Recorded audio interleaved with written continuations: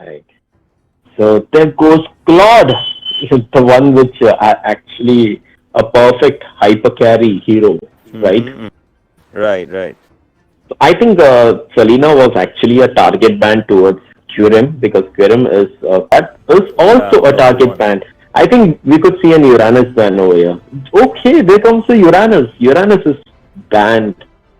So, what do you feel? What will be the first pick? Gaja? Looking at the ban, it's already a neck-to-neck match. The first pick could probably Right. be a Kacha, as they have Ling open Okay. right now.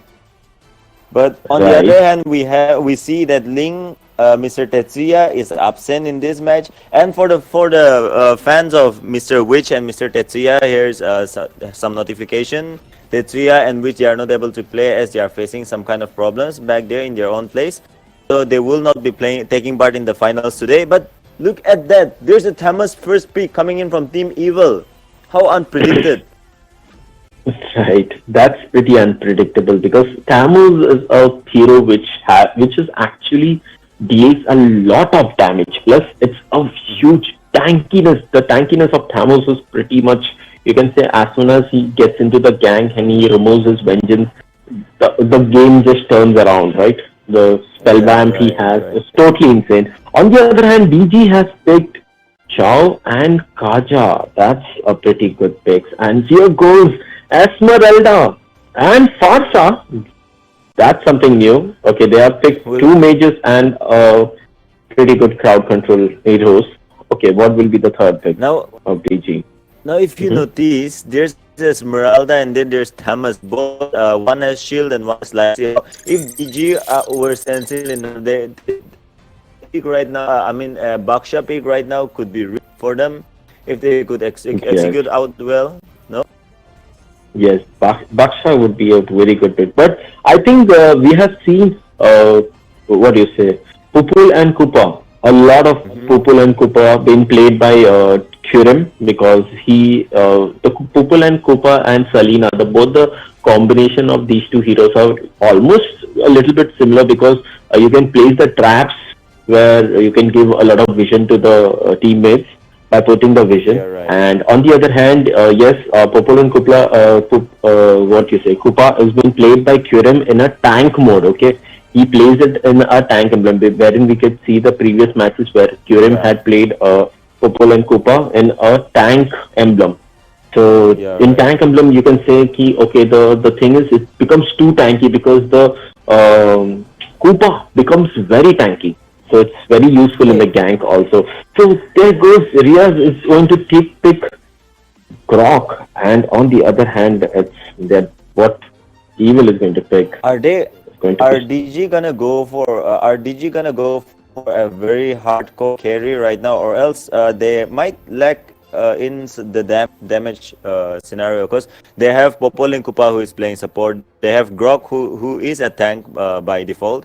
Kacha who right. also plays as a support role. Chow of course has damage, but Chow is a pick off hero, so he won't be able to deal massive AOE damage. So they will want to go for a Mhm. hardcore carry, and that's their hardcore carry, Kimi. Yes, Kimi is the hardcore carry, but still Kimi is pretty nice pick because Mm-hmm. hero which can actually farm faster, plus it can move from one place to another in a very, what do you say? The movement and the attack is very coordinated towards Kimi, and I can't see Yeah, right. There's not a perfect counter for Kimi on the evil side, but you have to be very careful with the Farsa because Farsa will deal a lot of damage, and Neville is pretty good with Farsa. As you can see, Themizer is on Kimi. Kiran is on Pupol and Kupa. Fear is on Kaja. Croc is being played by Rizwan and Raz is playing Chow. And on Team Evil side, we have Thomas being played by Blair the Dogman, Kamcha on Esmeralda, Neville on Farsa, Mr. Viv on Carry, and Rook with the tank Hylos. Yes, see. Okay, Kupa and Kupa is on a support emblem. What do you feel about that? They don't have any Uh, tank emblem on their side. Yeah, that could be actually better than the tank emblem, because right now Popol and Kupa are playing as a support. He will be he has that I mean the talent which gives him the gold. So that might help him Mm-hmm. farm a little bit to get a little bit of damage, as well, along with the tankiness that he already has, and he will get from his items. So we right now we are seeing a basic rotation from both the teams. They are going for a 1-2-2 formation rotation. Looks like Right. it's a 1-3-1 rotation from Team Evil. Right now, Farsa is clearing the lanes while Carry is taking care of the jungle, the buffs, and all the Mm-hmm. objectives. Right.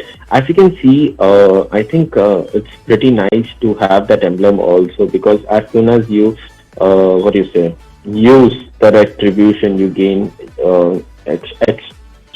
you gain a lot of extra goals, right? Right, right. So let's see what happened. They are going for an invade. Yes, they might be going for an invade, and yes, they have a lot of early damage on their hand.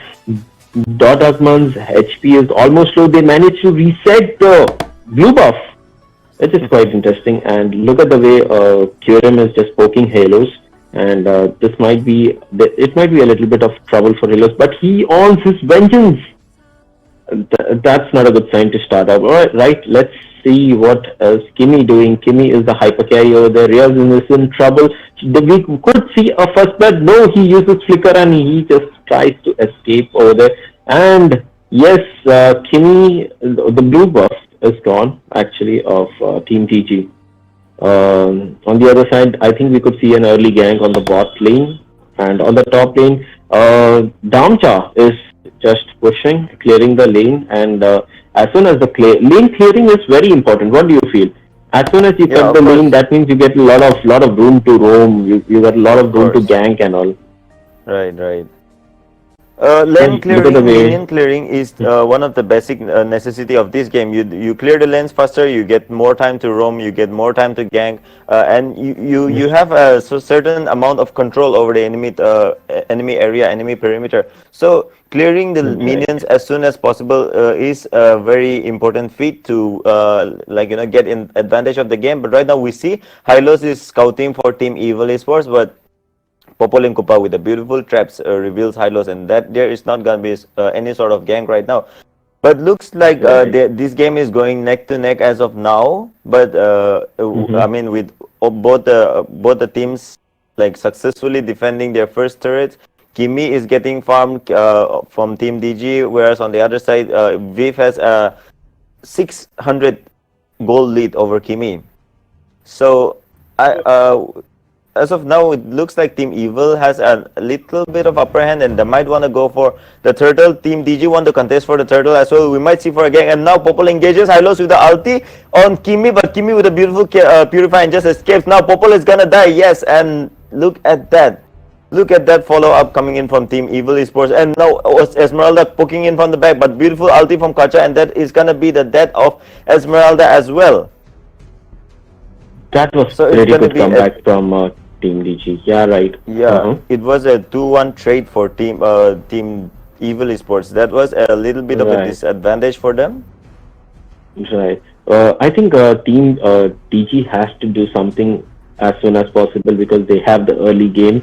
If it is a late game, it might create a lot of problems for Team DG. Look at the way Kaja's HP is literally melting when Oh, he's now Farsa. Neville is And in Farsa danger. is gone down. that's And just that's look at the the top lane. punishment he gets. Yeah, right. I think Chow is also going to be in trouble right now. Oh my god, look at his. He puts him down, but he managed to get inside and he managed to save himself. The other thing I would say is the rotations are pretty passive. Both the teams are playing very carefully.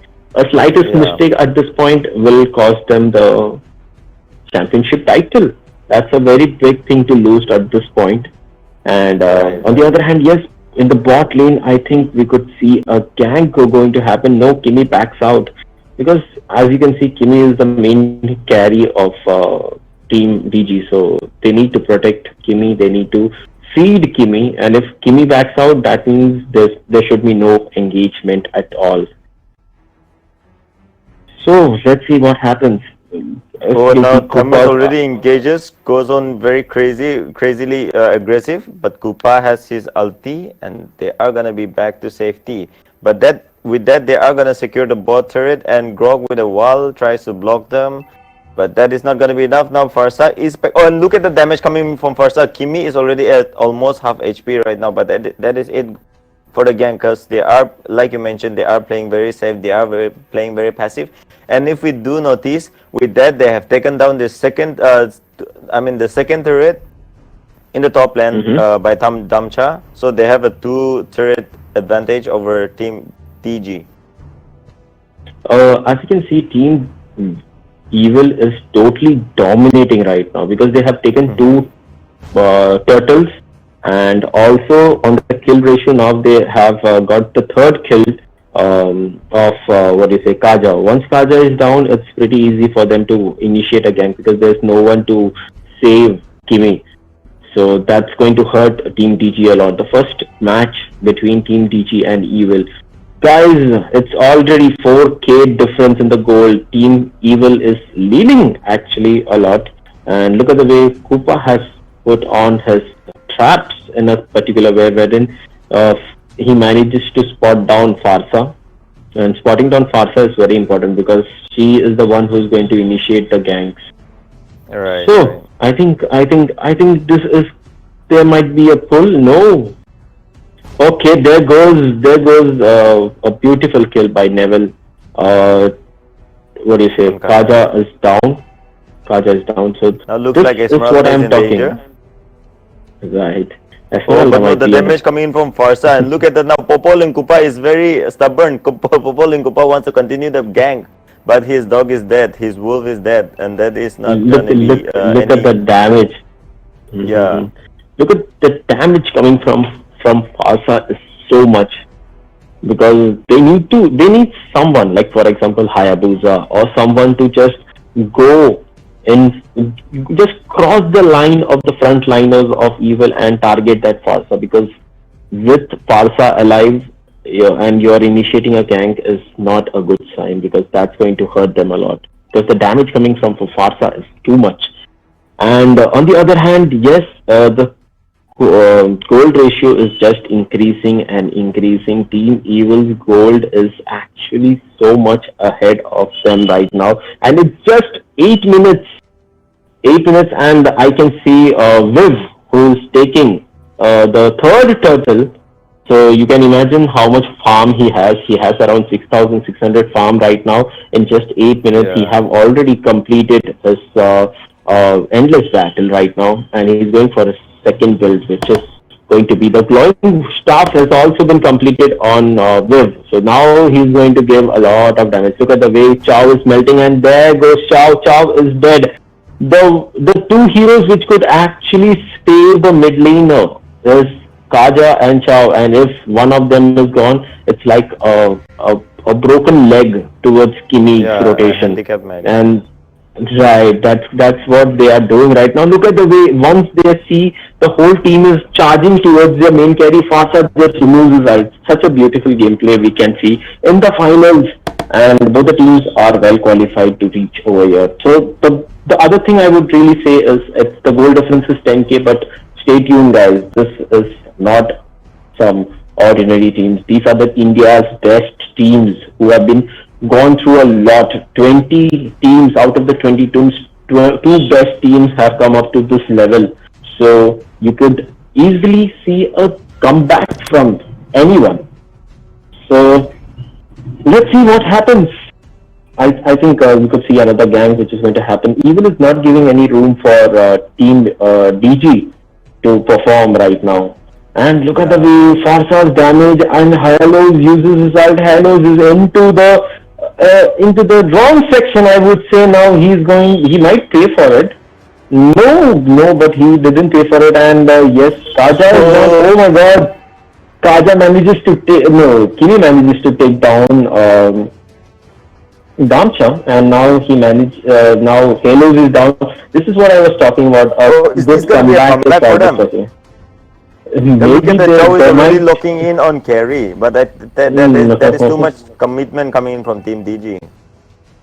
Right. So this is going to be we can't predict actually. The comeback might be real or not because I would say DG had early game advantage, but they didn't use it at that point. Let's see what happens. Viv is just farming, and getting killed. Look at the farm of Viv. It's almost 10k. On the other hand, Semizer, who's been playing Kimi, is just 6.5k. So it's pretty hard for her.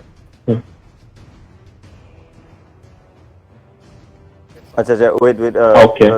Okay. MK, I'll take a little charge of the major section right from now. हाँ ठीक है okay. Alright, like Sinner.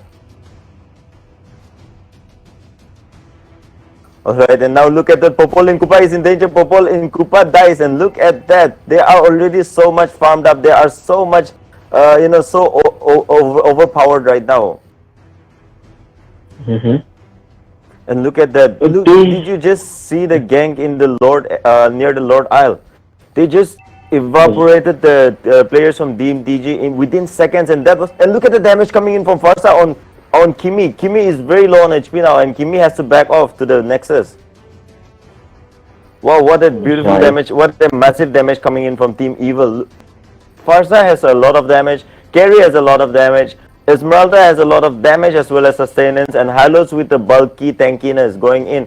I think Team DG, it's going to be very hard for Team DG to come back, but we never know. This is Mobile Legends after all.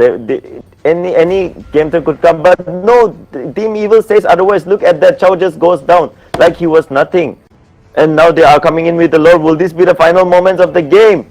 Will this be the first victory for Team Evil Esports? It looks like so. Lord is already connected, and that is going to be the first win for Team Evil Esports against Team DG. And this was the first match of the grand finals between Team Evil Esports and Team DG. Right, let's look into the graph of both the teams, wherein I say Halos was also pretty good. Carey and Neville, who's playing Fasa, played a very good match.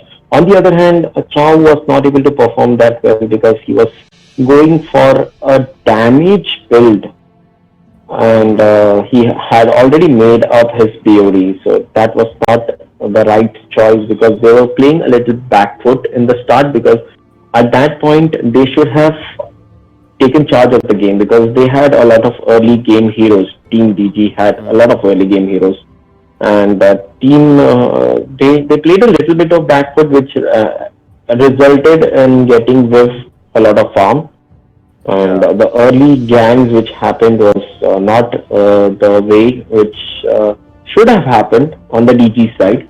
I would personally say, both the teams played pretty well, but ignoring the objectify of the gaming sense, like for example, Carey took three turtles. So right. At least they should have tried to take turtle or initiate a gank near turtle or try something else to just get into that viewpoint. But let's see what happens. This is just the first game of the 7 games which is going to happen, and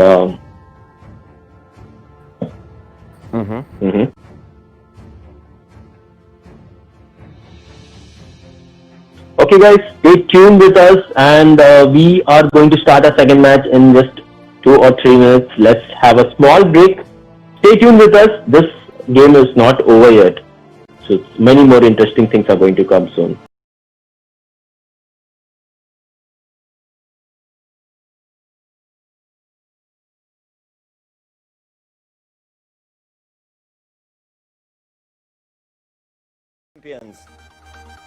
So it's a pretty interesting matchup, and the first match was played.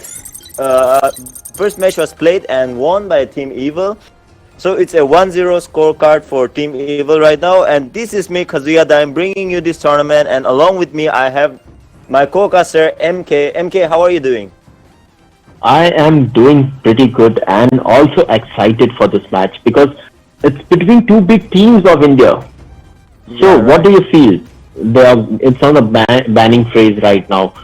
So there are a lot of things going on in the minds of players, and now we can see Uranus and Claude been banned? Claude is a normally banned hero because it's an hyper carry hero. Anyone who plays Yeah. Claude perfectly is going to be the god of the hyper carry, I would say. Yeah, So, maintain the stacks well, and you are good with you are good with Claude. That's the kind of hero that Claude is, and that makes right, Claude very dangerous. And look at that, there's Esmeralda ban coming in from Team DG, like we saw in the last match. Esmeralda was dealing a lot of damage, and she had sustenance, and DG had no sort of reply to Esmeralda. So it is wise enough that this match they are banning Esmeralda. Whereas on the other side, Evil might wanna go for a ban that is I mean, the Evil might wanna go for a hero, banning a hero who has pokiness, kind of thing. Yeah, and look at that. There's a Selena ban that is a poking hero. So they have already eradicated Selena. They have got rid of Claude, heroes like Claude. So their initiators are gonna be very comfortable with the ganks now. So what do you right. think? What do you think? Which hero? Okay, of course, there is gonna be Kacha first pick from Team DG. So what do you think about the first two Mhm. picks that is gonna come in from Team Evil? I think one of it will be Farsa. Farsa is Yeah, a must be. very constant pick from Team Evil. Yes, Thamus. We forgot about Thamus because it was the first pick of Evil in the last game. And there goes Chow. Okay, they have not picked in Farsa right now. And Rizwan is going for, is showing a lot of hero. I think he'll go for the Jawhead because he is Global 1 Jawhead right now. And he's pretty known for his Jawhead. And let's see, Kurim might go for Pupol and Cooper. Let's hope he takes it because a lot of heroes which I can see from DG's end is a constant pick. DG is not trying out new things, I would say, because in the previous match in the semi-finals, DG against what do you say, Ryzen, wherein they Right. lost two matches, and then the third match they changed their whole draft, wherein Hayabusa was introduced. A lot of new things was introduced. The draft completely changed the outlook of the match result at that point. And now, as you can see, Right. the draft is pretty similar, which is happening over here. But I think Kirim has something in his mind, and that's why Gideon was picked. And on the other hand, So yes, now, I think. Mhm. yeah, now look at that. They have Kacha, they have Johead. I mean, DG has Kacha, DG has Johead, but still Damcha has gone for Ling, and that is a very brave pick coming from Team Evil. Will they be able to utilize Ling to its full extent, full potential? I doubt. I have very big doubt about Ling right now because there is two heroes that can pick off, and look at that, there's gonna be the Farsa pick, as Farsa was a hero in the last match who played a major role in them winning the match. There is gonna be a carry pick coming in from Temizer, which is probably gonna be used by himself, I guess.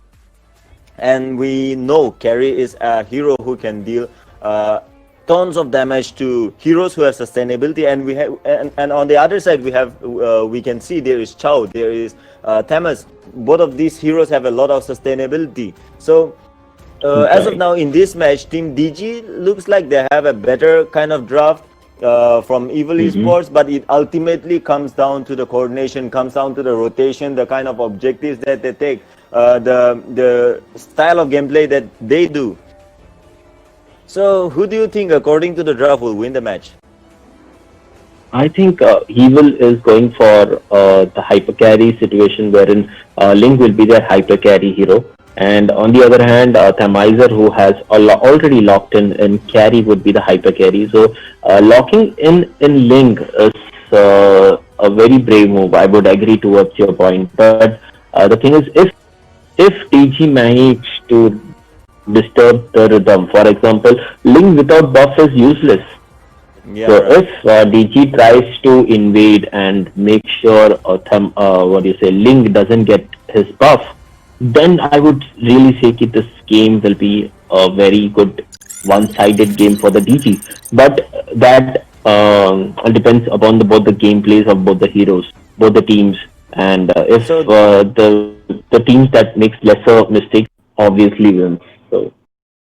So So this is gonna be the second match between Team DG and Team Evil. And guys, just a reminder, this is the grand finals of MRL. So on Team DG side, we have Temizer with using carry, Kiram on Popol and Kupa, Fear on Kacha, Rizwan the global Jawhead, and Tetsuya on Sicilian.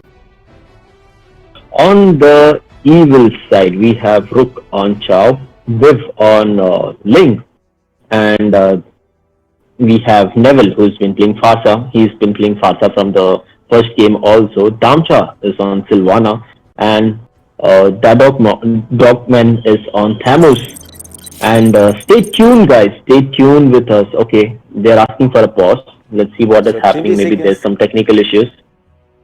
Yeah, 20 seconds into the game, and there's a pause request coming in from Team DG. And DG. Meanwhile, making use of this pause moment, I would like to talk a little bit about Team DG playing without a tank but using Popol as a tank. I think that's I think many people would be judging DG's pick right now as they don't have a core tank. But in my opinion, if you play it strategically, if you play it tactically, Popol has a lot of stuns. We often tend to forget the second skill of Popol and Kupa. It's not just shield. Popol and Kupa can knock an enemy airborne with the second skill. So that is gonna be right. With the combo of first skill and the second skill, there is gonna be AOE damage. AOE CC, which is the knockup coming in from the second skill, and also the stun, which prolongs the stun to somewhere about 3 to 4 seconds. And 3 to 4 seconds stun in Mobile Legends is a very long stun. Right. So we will wait till the timer is off. By the way, guys who are watching this, it's time for you to earn little bit from the gaming, I would say. So TIEP, which is known as the Fantasy League, which is actually wherein you can predict the match and earn from it. So the further details of that application of that content will be explained after the match is over. So stay tuned with us, guys, because it's the time for you guys to earn a lot of money. I'm talking about real cash, okay, not about any other thing. That sounds interesting. Even me, I am interested in that. I am gonna definitely look up to that. I am definitely gonna wait for that. I don't want to lose any chance of earning while playing. So, guys, stay tuned for the details after this match is over. The organizers and we will be bringing you the details after this match. Right. So it will be very interesting thing which is going to happen. I would not go into the full detail because the whole detail will be explained to you guys with all the steps towards it, how to do those things, how to proceed towards things. It's a bit similar, I would say. A lot of players are really disappointed because they do not earn anything from playing. So we give you guys the opportunity to earn towards your predictions of every match, because the predictions are very important in life also. Okay, let's start the match in just 10 seconds from now. So what do you think both the teams are doing right now? I could see Evil is pretty spread out and DG is focusing on 1 point, and so the match is going to start in 2, 1, 0. So both the teams are on equal terms right now. One single mistake and that's going to cost them. Tetsuya just now got a little bit of damage from Farsa, and as you know, Kiram is on a tank build to Paul and Koopa. So that's going to be a very good thing, which is going to see a lot of different strategies which are only seen by the top teams and top players. And on the top side, yes, the Dogman was trying to push the tower, but Kiram stops him. On the other hand, as I was saying, Ling is not being challenged right now. Ling already got both the buffs. They should do something to disturb the rhythm of Ling, and which is not a good sign for DG, because DG is playing a little bit of back foot. And as you can see, Neville, look at the way Neville is just roaming around in the mid. On the bot side, yes, Rizwan is on his jaw head, poking Damcha, and I think they're cutting the lane of the bot lane. and this might be a big troublesome for Damcha right now. No, they are not ganking on him. Okay, the Farsa has come to the rescue. On the other side, Chow is on the bush, so they have to back out. On the top, look at the way Dogman is pushing the tower. I think DG is playing a little bit of back foot, I would Yeah, they say, are because playing they are very not. passive right now. Right. So they are playing It's pretty just like passively. yeah, it's like the repetition of the last match. Last match they played very safe. They thought they thought they will farm, and then later show off, but that didn't work for them. And even this match they are doing the same mistake. And look at that, Popol and Kupa does the mistake and it goes out alone, and he's gonna pay for that with his health. And with that, that's Now, our first blood for Team Evil Esports, and now Themas back laning right. for the top lane. Right. So this is not the thing actually we expect from DG, because as you can see, the top teams should play aggressively. On the other hand, I could say DG is not playing that aggressively because they have the early game. I don't know why they are not playing aggressively, because on the other side they have Ling, who can be easily targeted in the early game, because just you have to take down the buff. And look at the way Cha was hiding in the bush, and let's see, they have lost the top tower. They have given away 2 kills. The goal difference is just 1k, so it's not a big deal. And look at the way we could see another engagement happening from the top side. Oh my god, he didn't manage to take the buff. So Themizer just took down the buff. And they are ignoring the fact that Ling is just farming. That Yeah, will Ling is getting all the free buffs. right. So that's going Meaning, to cost them a lot. And look at the way Chow kicks him down. Chow might be in trouble, and Chow is gone. A beautiful shutdown by Themizer over there, but who well, just that is shut it a down. And and a good pick there off goes by Kacha. Just look at that. That is why right. Kacha is very important in this game. That is why Kacha is being picked to pick off the important heroes. Make sure they die. Make sure they are they do secure the kill. Now Wow, what Damcha a might be in a beautiful big, game. big, big trouble. Damcha might be in a very big trouble right now. Oh my god, Damcha uses his ult to save himself. And okay, that might have saved himself. And look at the way Themizer is giving damage. And Fear is just poking around. That Oh, might be a and comeback. And look at the mid lane. yeah, Viv just managed to get in and out without losing his life. That's a pretty funny moment which happened over here. And Pole and Cooper's traps are everywhere. So the Dogman's, the whole vision is available for Team DG. And so now the fast of damage is coming up. yeah, both the teams are going neck to neck right now, but they have Team DG is facing a tower deficit. Now Chow is gonna die. Ling is very low on health, but Ling has that jump, beautiful jump from wall to wall, and he escapes to safety. But that leaves Kerry and Sicilian in a very low HP and one with a low mana. Now Popol and Kupa is gonna protect the top turret because they don't want to lose any more turret. Meanwhile, in my opinion, Team DG need to focus a little bit on pushing, need to put a little bit pressure on the lanes, pressure on the turrets. They're just going, they are just going on building up the deficit of turrets against Team Evil Esports, and that might prove troublesome for them later on in this game.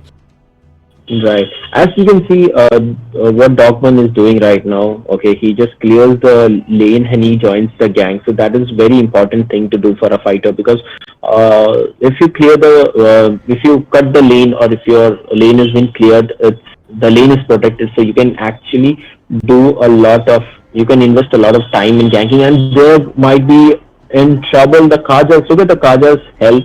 It's pretty low, Yeah. and I think Tetsuya is not aware that Chow is sitting inside the bush, but Chow knows that Tetsuya is over there.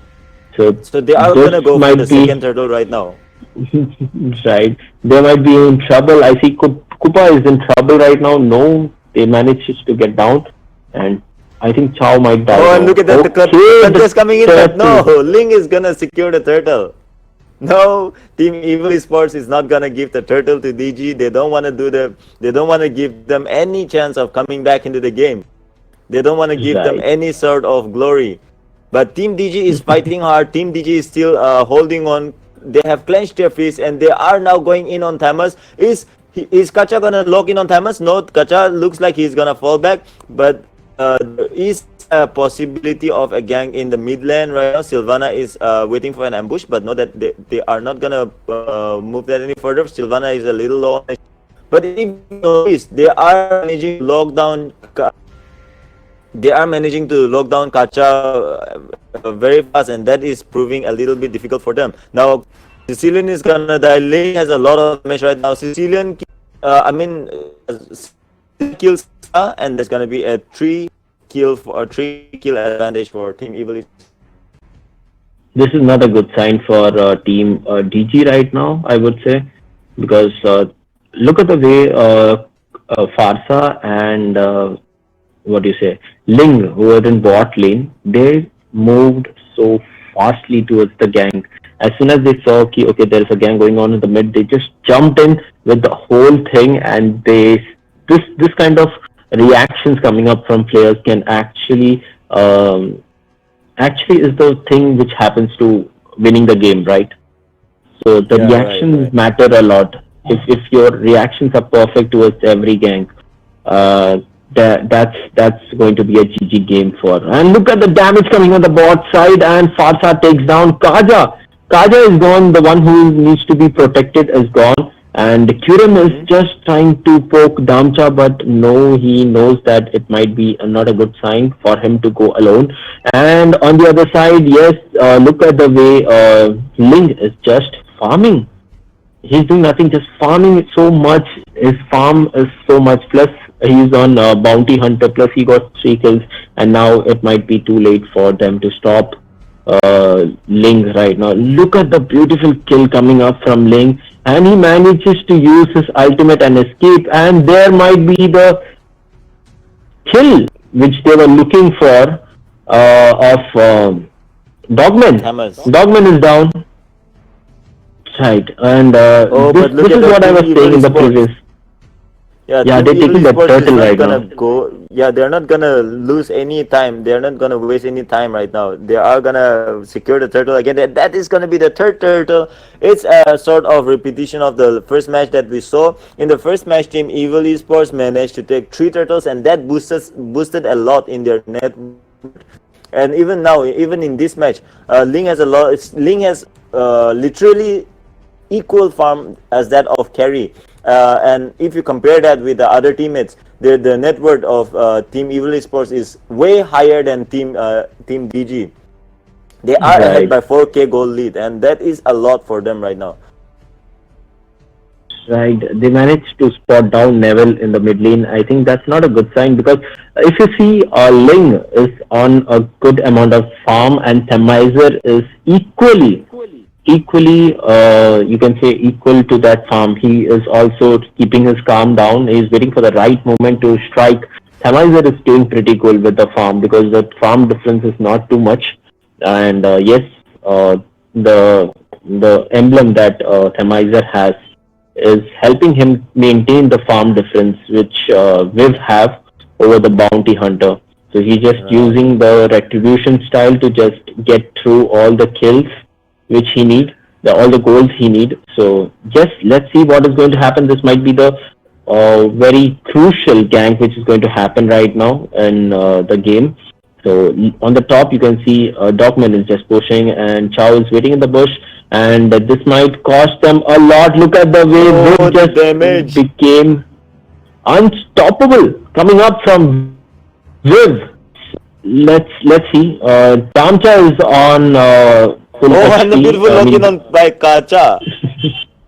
Right, and this is going to be, as I said, this is going to be the GG game play of they managed to secure, but no, mid lane is gone. I think Dogman is in trouble, yes, and Viv is just going for the kill, double kill, and that is a wipeout coming up from Team Evil Esports. Have just wiped out Team DG completely, and this is the second game which is happening.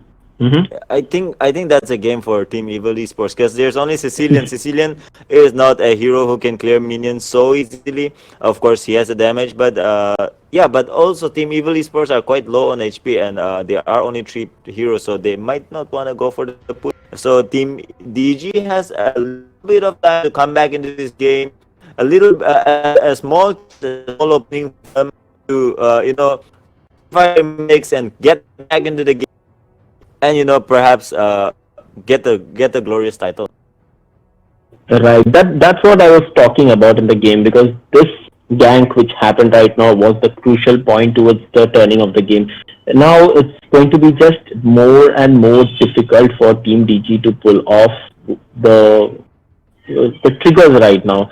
So now DG has to play on a fully back-footed, because Themizer has lost the goal difference. Because in that previous time, Themizer and Viv had equal amount of goals, so the engagement could have really mattered at that time. Now the Lord is going to come from the mid, and Team Evil is totally dominating with the 10k gold lead. Plus, Viv is just crazily farming around the whole map. He's just farming around every single thing. He's not leaving a single jungle right now. And yes, I think Dogman is going to push from the top, and Sylvana is going to push from the bot. And they're going to be three players waiting. Look at the way Ling is just waiting on top of the rock, just waiting for the right moment to strike. And as soon as he sees anyone having low health, and he will strike. And yes, look at the way Neville has created a very big damage issues to Team DG. I think Team DG needs to do something over the point. Okay, Neville is going to get shut down. No, he manages to save himself. All the inhibitor towers are gone of Team DG, and this is going to be a GG game for Team Evil Esports. And look at the Nexus is almost about to burst down, but no, they are not giving up on the match. I think Sylvana is in trouble, and there goes Sylvana, and I think a lot of Evil players are very low on her health right now, and yes, they manages to take down the towers. That's what I'm saying. Now it's very, very difficult for DG to get across the ladders and take down Evil at this match. One mistake, two mistake, three mistake. If you make a lot of mistakes, the results will be just the same as the game one. So they have to be very careful with the picks. They have to be very careful with the rotation. They have to be a little bit more open towards the start of the game. When your picks are early game heroes, you need to gank on Ling. But as I said, as I used to say in every match, it's easy to say rather to be done. So yeah, so that matters a lot. You need a lot of experience to do these things. So right now, Team DG needs to focus on protecting their carry. Team DG needs to focus on getting their carry farmed up. Not maybe it's a little too late for DG, but still, carry is an ADC. Carry is a marksman, and marksman, we know the specialty of marksman. Marksman of any game, like if it so if they manage to farm to some extent, if manage to get to one or two to make sure that Kazuya, your voice is getting cut off. I'm sorry guys for the technical issues which is happening right now. On the other side, yes, as you can see, Theos is farming, and yes, that's what he was doing the whole game. He's just farming and perfectly waiting for the right moment to strike, and that's what we are seeing in this game. On the other hand, yes, Neville is with Rook in the mid, and Sylvana and Thamuz is equally putting on the pressure from both the lanes. Now I think they are waiting for the third Lord. So that would be the GG game over for them. One mistake from each side could also result in game end. Look at the trap placements of Furin, wherein he has put the traps in a very correct position. As you can see, these are the places where Ling has the maximum chances of getting in. So let's see what happens. The pressure is building up equally for the pressure is actually building up a lot for Team DG right now. And yes, Thamus is on the top. He's waiting for Lord. I think so. He could take down Lord solo handedly, but Viv comes in for the support. And if they manages to take down this Lord, it's going to be a GG game for Team Evil. Jizwan, who's playing Jawhead, has initiated saying he attacked the Lord. They know the Evil has been attacking the Lord, but they couldn't do anything because the pressure is way too much high for them. And look at the way Evil is dominating from all the lanes right now. Yeah. Am I audible now? Yes, you are audible. Welcome back, bro. Yeah, sorry everyone for the inconvenience. There was some technical issues with the network here, and looks like Team Evil Esports has already confirmed the second Lord. And this Lord, this wave is gonna be very troublesome for Team DG, as it's the second Lord and it's also an enhanced Lord. So that is gonna be a big wave for Team DG. Will this be the final moments of the game? Are we headed off to the final moments? Are we headed off to the end of the game? Looks like Ling is overcommitting inside, but he is like easily gonna fall back. And Lord has already connected to the Nexus, and that is gonna be the second win for Team Evil Esports, and that is gonna be a 2-0 victory for Team Evil Esports over DG in the grand finals, second match of MRL. So that was the result of the second match, which happened in the grand final of MRL. So guys, don't go anywhere. These are the results, and remember what I said in the middle of the game, wherein the game was paused. There's going to be something big coming up from TIEP. Yep. So we are going to explain you the whole details and everything on how to earn money from games. How can you predict and earn money? How can you have a lot of if you are having a good knowledge about the game, you could actually earn also along with it. The amount of money invested in this sector will be a game-changing platform for a lot of players who really loves and have a lot of passion towards this game. So stay tuned with us, guys. So I think my friend would be joining in to explain you the whole procedure of how to earn with a fantastic way of predicting the future.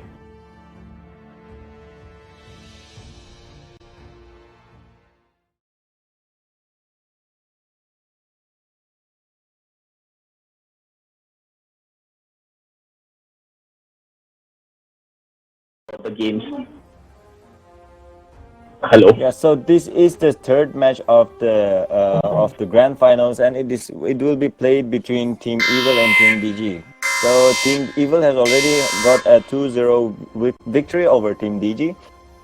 So the question here is, will Team Evil keep up their coordination, keep up their composure, and manage to get another victory, which will make it a 3-0 victory, or will this be a turning point in the game, in the finals for Team DG? Will they be able to turn the tables around against Team Evil and get their first win over Team Evil?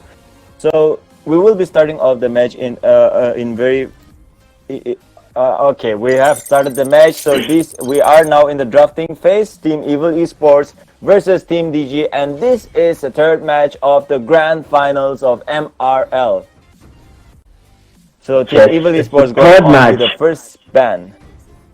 Can we see a hat trick from Evil Esports in this match? Because this might be a hat trick opportunity for Evil Esports.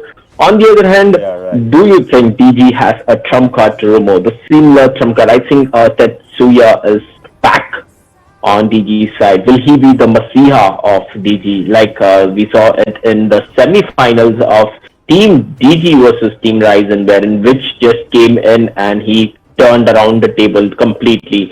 Can we see such similar action-packed gameplay? Stay tuned with us. This is MK Kingsmen, and along with me, my friend Darwin is there. We are going to do the casting section of the third match of TIEP Presents MRL Grand Finale. So what do you think with the ban? They have already banned Selena and they have banned Jawhead, so they have gotten rid of the pokers and the pick off that is Jawhead, which is obviously a respect ban coming in for Rizwan as he is a global Jawhead. But Oh, there is Uranus is available, and we all know Damcha's Uranus is deadly as heck. So he is gonna log in on Uranus, but no, DG is not gonna waste any time. They are gonna log in on Esmeralda because we have seen that Esmeralda can be a hero who can deal a lot of damage as well as sustain a lot.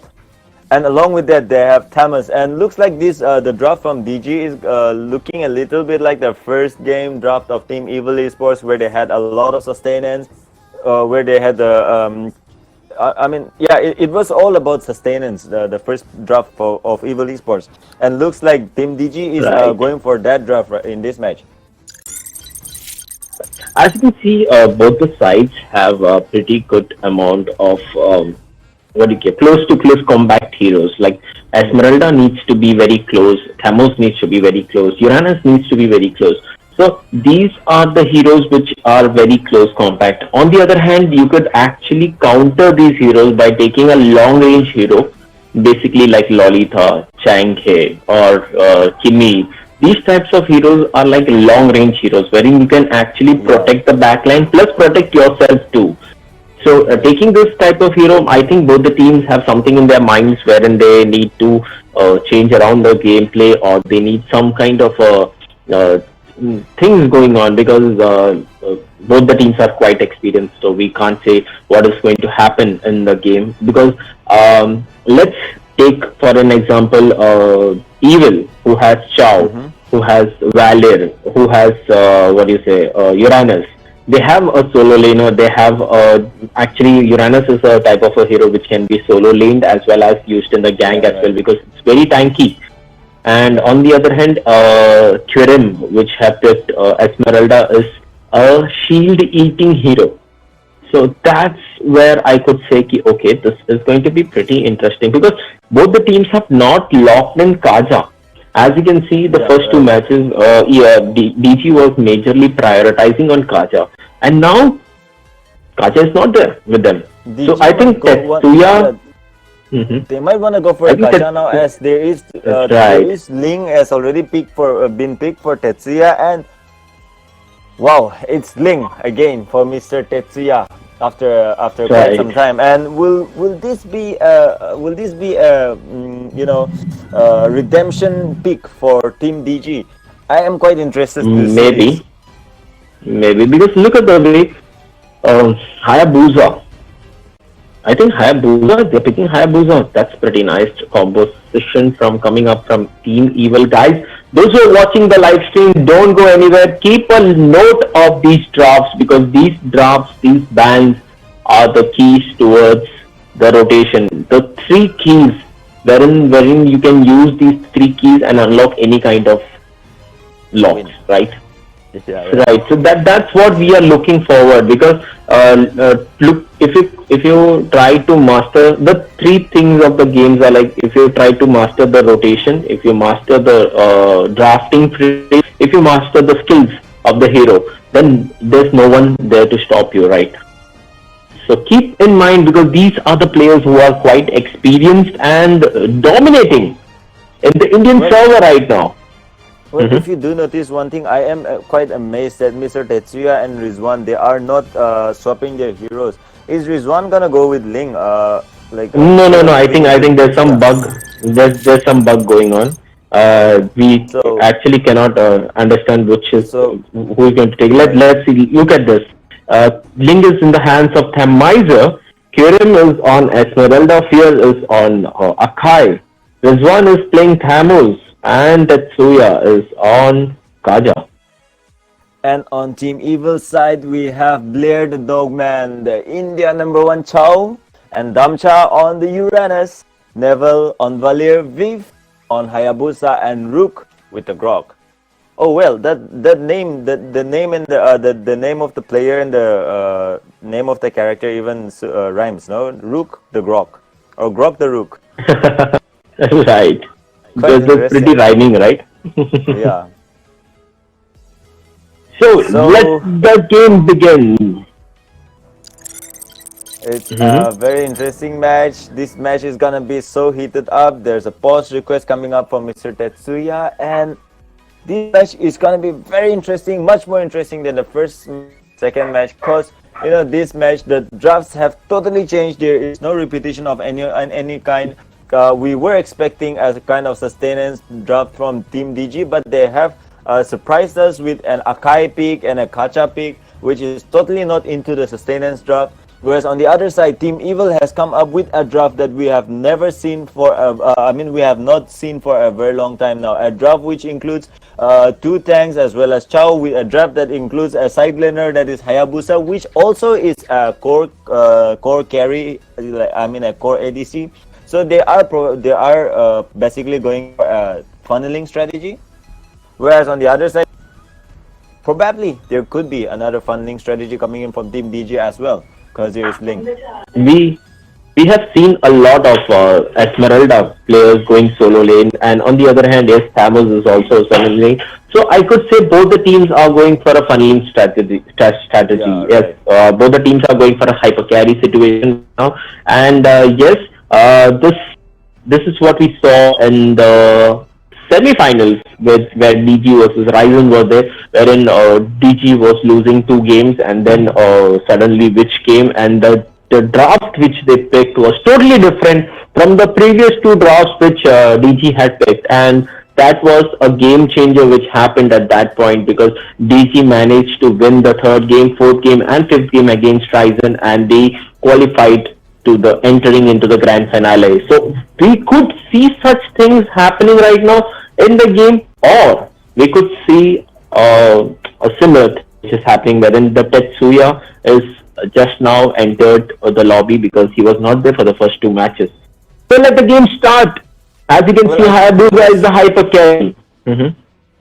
I actually think he was there in the second match, but he was on Sicilian actually, I think. That's okay. Yeah, alright. Yeah, I'll adjust my volume. Yeah, MK, carry on one.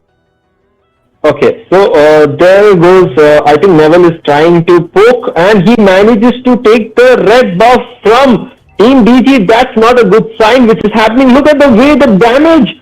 Neville was about to get the first blood, plus he was able to get the red buff from Team DG side. Team DG is playing a little bit on back foot. Tetsuya is trying to poke, Grok, but Team Evil is now on the hands. They just won the blue buff also of Team DG. This is what I was talking about in the first game, wherein if you don't let Link take the buff, and it will be a game over for Team Evil. But look at the same situation which happened in the 3rd game, wherein Team Evil esports have not let Link take the buff. Along with that, he also managed to get the first kill. This is how you have to play against Ling, right? Because if you remove the buff out of Ling, he is as good as nothing. It's same like Fenny, because Fenny also needs buff, Ling also needs buff. Without buff, these heroes cannot perform, and that's a very, very decisive move which Team Evil just now did by targeting Ling. And in the bot lane, as you can see, Kirim might be in trouble, but they both are playing one-on-one against each other. But yes, he might be in trouble because Neville has removed his ultimate, and now look at the damage coming out, the CC effect. Oh my god, look at that. There might be the second blood. The flicker from earlier. Right. And I think now Chao is in a big trouble. Chao might die. Okay. Look at the way he managed to save himself, and okay, there goes the kill, and there goes another kill of Akai and Ling. Oh my god, there goes Tetsuya. This is such an action-packed game which is happening. A lot of problems happening for DG's team. I think they might be in a big trouble right now, and there goes the second kill. They need to do something right now, otherwise Sennheiser might be in a big trouble. And look at the top lane. As you can see, Damcha is dominating like hell with Uranus. They are not letting them take the buff So this is why DG was banning Uranus from last two So, games, because Damcha is cutting the lane from the third sector, which is quite risky for any other heroes. And look at the way well, Rizwan's health is so low, and he might die. And there goes Rizwan. No, both the team, both the heroes are so much tanky. And there goes oh, now Grok. there's an overcommitment And coming in from Grok and Hayabusa, and Grok has already died. Grok has been punished, and now Hayabusa is also punished. There's follow-up coming in from Chow, but Chow is gonna go back because he is very much outnumbered right now. Actually, if you did notice, Neville is playing a very risky game right now, doing the work of a scout. Even though there is Akai, even though there is Grok, actually Grog is supposed to be the scout, but now look at that. Grog is already following up, rotating back to the bot lane. Akai is a little aware of Grog, and now Akai is being chased back by Grog. And oh, look at that, Chow is overcommitting. Will Chow be punished for that? But now Chow is back to safety. Chow is a god of immunity, and Chow is gonna be safe. But now Akai tries to pin Valier down to the wall, but Akai is punished for that, and Ling in already. And Temizer, will this be the end of Temizer again? Oh, look at that! Oh, that's small the thing HP. is, right? Look at the intensity going on. Both the teams wants to win at any cost, but I would say Yeah. DG did a little bit of mistake in the bot lane, because they were actually 4 versus 1 over there. They should have taken the turtle, but they didn't take the Mm-hmm. turtle. They went for the gang. So that was the one thing which really I wanted to say, because objectified gaming is very important in all the matches, because that gives a lot of happening. What a lot of gangs going to happen in the bot lane. I think both the teams are preparing for the gangs. And look at the way DG was there. The 4 players were there in the bot. Both the teams are now playing passively. Both the teams have equal amount of kills. Both the teams have on the other side, Evil has 5, and on the DG side there's 4 kills. The goal difference is around 1k, and the tower is already gone of the mid lane. Mid lane towers are very important. What do you feel? Yeah, that is midland tower is midland turret is very important, because it like taking down the midland turret. Make sure that you have enough room for gangs. Make sure that you have enough room for any sorts of invasions coming in from the top and bot lane. And now there is a gang coming in, but oh, look at that! As Uranus is just gonna go back with a very low HP that was even it was even almost invisible to the naked eye. And now Chow is off. Chow is caught off guard by Esmeralda, and Esmeralda uses the ulti. Chow is been stunned. Kacha is he gonna follow up? No divine judgment, because Chow just manages to go back with the help of Flicker, and that is gonna be it. Chow is gonna be safe. That look at the way they ganked in the bot lane. As soon as Viv entered, he used his ultimate, followed up with Grok and Neville, who really gave a lot of CC and damage to Tammuz, and there he dies on the spot. This kind of follow up, this type of gameplay, this type of teamwork need a lot of experience, and Viv is just doing his role perfectly. He's just farming and he's just engaging at the right time. With the use of that emblem, veterinary hunter is very useful. By killing the jungle emblem with your retribution, your goal difference is going to be huge in the game Yeah, if right. you are using it perfectly. So And as now you can look see, at they the have Yeah, right. look They are at going to Uranus. go for Uranus is just bullying in around. He has a lot of sustenance, but that doesn't mean he is not gonna die. But is he gonna die? Esmeralda is gonna die now. Ling falls back as he has no mana and he has no HP. Oh, look at that. I mean, Team Evil Esports is just overwhelming them. But now Team Evil Esports is gonna get punished, as they forgot the fact that Team DG has Akai, and that was a beautiful right. like three heroes were pinned down to the wall inside the turret perimeters, and there was no escaping that kind of punishment coming in from Team DG. And now Team Evil Esports is Team DG is gonna follow up on Valir, but there is backup coming in the form of Uranus, and there is gonna be a return of kill for on Tamas by Team Evil Esports. And now Uranus is all about sustainability, but oh, look at that! Esmeralda just finished off Mr. Valir there. They are not letting Ling alone. They're not letting Ling farm. They're just Mm-hmm. poking Ling as much as possible. Look at the way they're not letting Ling have the buff. They're shutting down Ling. This is what I was talking about in the second game. You need to focus a lot on Ling. You need to kill the Ling. You need to don't you need to keep the buffs away from Ling. And the perfect example has been done by Evil Esports right now over here. But let's see if the game really changes around, because in the end, both the teams are really well qualified and India's top teams. So if you make a slightest of a mistake, they might pull it off, and it won't be too long for having a GG comeback for Team DG. But let's see on the top lane. There's a lot of things happening, and look at the way Evil has all the 5 players on the top lane, but they don't have minions right now for to jump inside the tower. But that won't stop them, because they already have Uranus and Grok to dive in into any situation, Yeah. and along with that, Valid would give them a hell lot of CC. Mm-hmm. So they don't care that much about the minions, but still they are waiting. Look at the way Damcha just going inside. They might lose the top tower, and Oh, it's a Tetsuya 3v4 managed gank. to pull Grok. Tetsuya used his ult on a tank.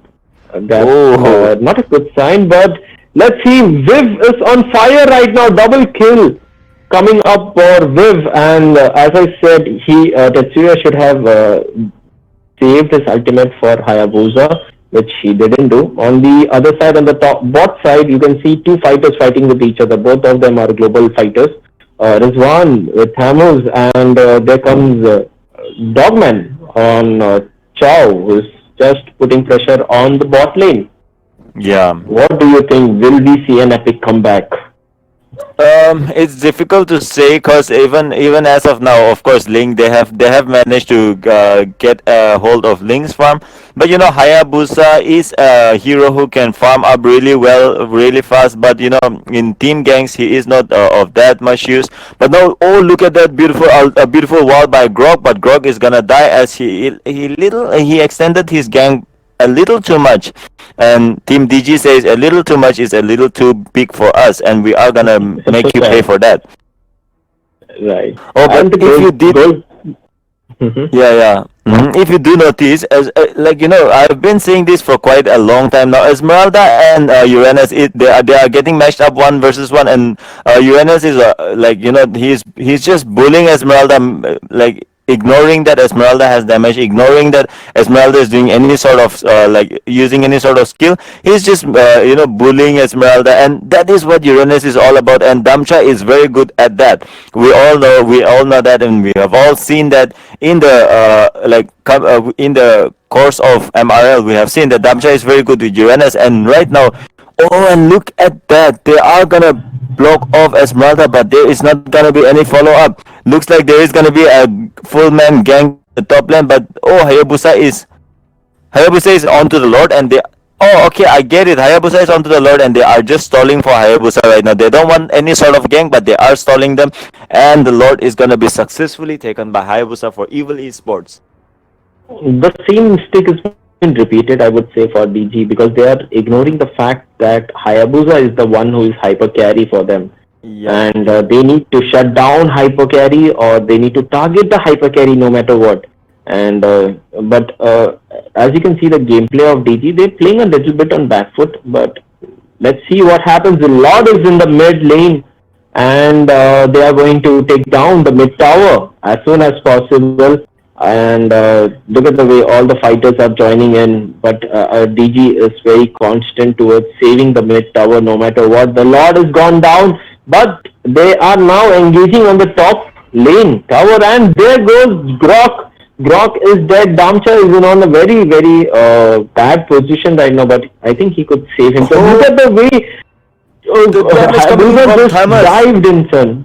Right? Yeah, Look at the way Hayabusa just dived inside, but he died because Kaja had ultimate, and that's what I was talking about. Kaja needs to save his ultimate for Hayabusa no matter what. Along with that, Right. there goes the second level, was about to be killed by Tetsuya. He is getting back-to-back ults because he has fleeting time. As soon as he has fleeting time, every kill matters because that's going to be a GG pull for Kaja. He needs to kill the heroes as soon as possible when you are using what do you say, Kaja with fleeting time, right? Yeah, right. And look at that. Did you Yeah. just notice in the top lane? It was 1v4 matchup for Uranus Damcha, Mr. Damcha on Uranus, and he is still surviving and he is still lingering around there. He is not gonna go back. Look at the shield of Esmeralda, but Esmeralda is caught off guard now. She is outnumbered. Will he No, get a follow up from but TG? look at the shield of Esmeralda. She won't be Yeah. that easy to kill now. But Now, yeah, now Valir looks that's like what she Valir is is. in She is danger. just. I think Evil is just trolling right now, and that might cost them a lot. But you can't ignore the fact that Kyurem doesn't have mana right now. So it was good if Esmeralda didn't use mana. But yes, if mana is not there, then she couldn't maintain her shield. So Evil is on the head post, wherein they are leading by 7k gold right Oh, now, and look at that. and Esmeralda just goes in again and again. And at that Grok, was that a wrong move? Or was that a wrong ulti from Grok? And Akai waiting there, waiting to use his ulti. And that's a beautiful ulti on Chow. And Chow is gonna get down. But Uranus manages to finish off Ling with the help of Execute. Yeah, was that right? Execute, right? Uranus. Oh no. What Uranus was the doesn't have execute. I'm not quite sure what was the final damage coming in from Uranus, but there was a huge damage coming in from Uranus, and that managed to kill Ling inside their within their Nexus perimeters, and that just shows how good Damcha is with Uranus. And look at that, Uranus is still surviving. He's showing no signs of going back to the base. He's just going up front, That's taking all the damage, soaking up all the damage, and lingering about, making sure that they waste all his skills on him. right. That's how Uranus is like. The amount of region Uranus has is like insane, and Hmm. even a little bit of HP or even a little bit of what do you say, shield which has been generated, and there goes.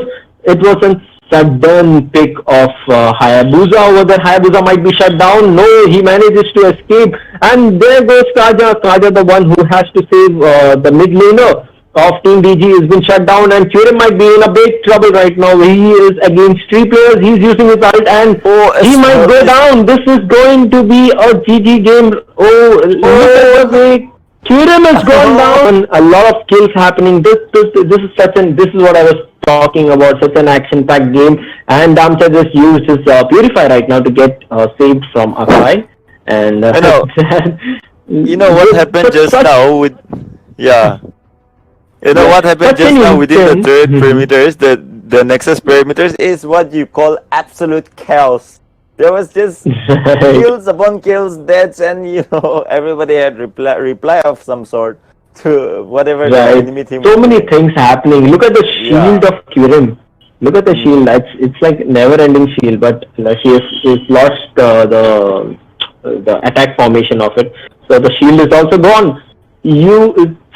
Such intense things, such intense battles going on in every lane. It's hard for the commentators to maintain the momentum with each and everything which is happening in the map. So I really apologize for the viewers. By just looking into the mini map, there's going to be a gang happening in the from top lane. They pushed out Damcha to the bot lane. I am literally laughing at this, looking at this Uranus. He is just going in and then he's just coming out. Like, what the hell is even happening? Uranus is not even dying. Will he die? Will Damcha die?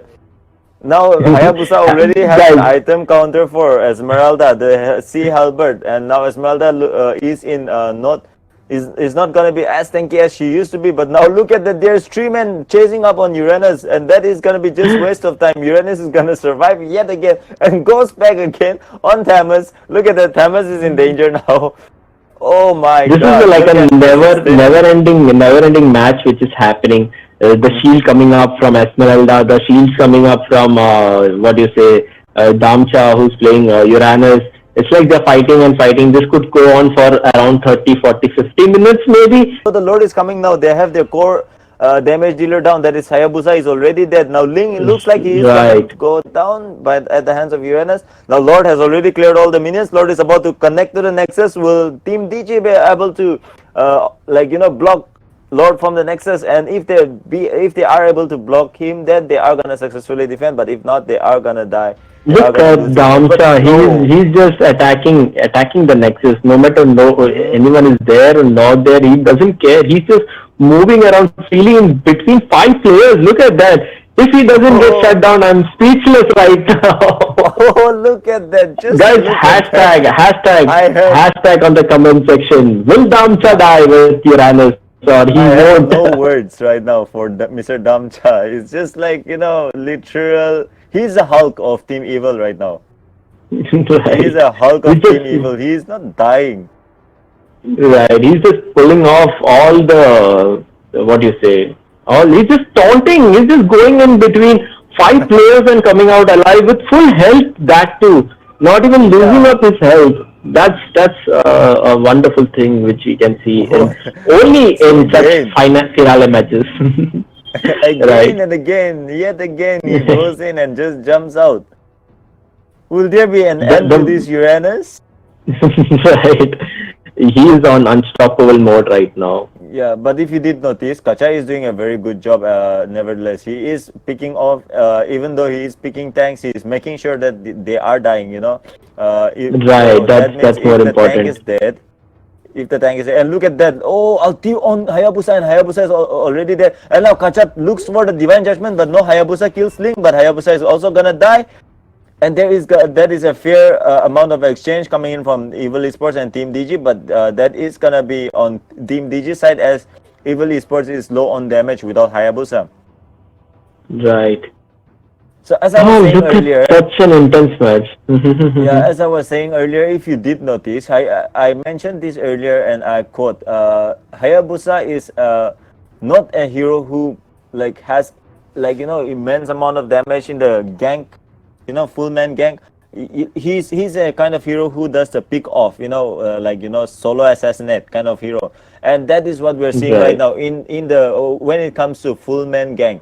Esmeralda is the one shining, and not Hayabusa, even though Hayabusa has a lot of farm.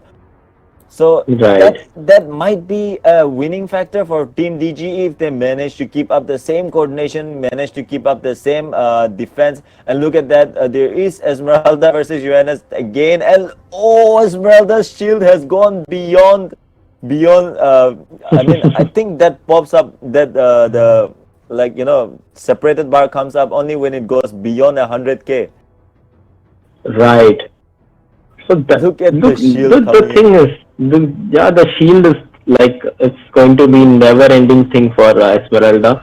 So there goes a crucial kill of what you say,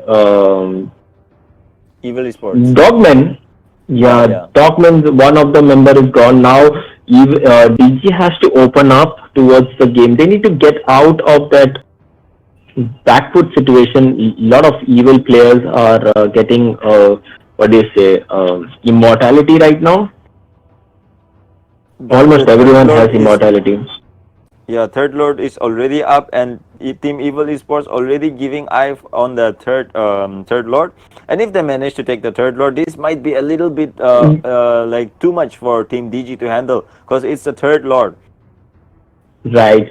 And the other fact is, look at Damcha. He's just waiting over there to clear the lanes and push from the top lane. That is making DG not properly ganking towards Team Evil Esports, because what is happening in the bot lane is if they had Esmeralda with them, they could have actually performed a very good amount of gank over there. But if they ignore the fact Damcha is using Uranus to push and poke on the top lane, he might just push that whole lane and end the game. So they need to send someone for finishing up Damcha. Look at the way Damcha is clearing the minions up ahead from Turin.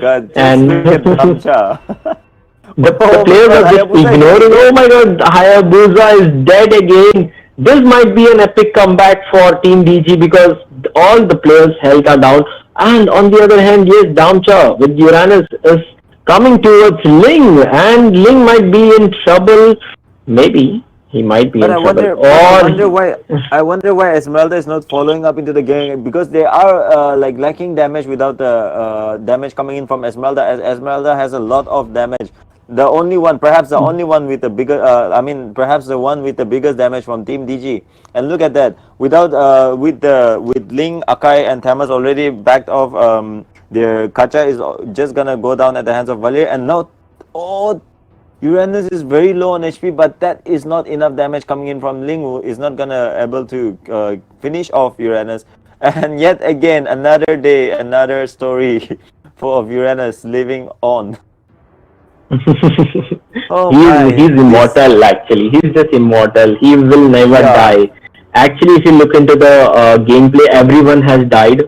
Mm-hmm. Uranus is the only one who has never died till now. So guys, hashtag, let's see if Uranus dies or he doesn't die. This is going to be a do or die situation for Damcha. He is the one who is poking so badly. He's poking so Oh, badly, and beautiful there's ulti a from, gank happening. yeah, There's a gank ulti. Oh, happening in the that's a, bot top lane. yeah, that's a good ulti Mm-hmm. lock by Akai. Akai is managing to lock very well. And now Esmeralda looks like is in danger. The Queen of Shields. But she has immortality. Will there be follow-up? But no. They are going to insta-finish her, confirm her death. And that is going to be a big blow for Team DG, as they don't have the the Queen of Sustenance now. She is down for 45 seconds, and that might be enough for them to take the Lord. Right. But And this is not going yes, to be any look at the contest. way. Yeah, the Lord is not.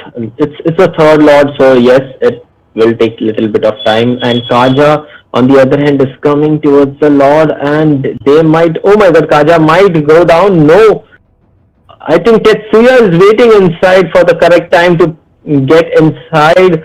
The Yeah, Oh, there goes Tetsuya is down, but they can't leave the Lord as well, so they are going to go 2 versus 4 over there. Double kill for oh, Dogman. Lord has been slayed, and this might be the GG game for Team Evil Esports because oh, and Uranus, Damcha is pushing.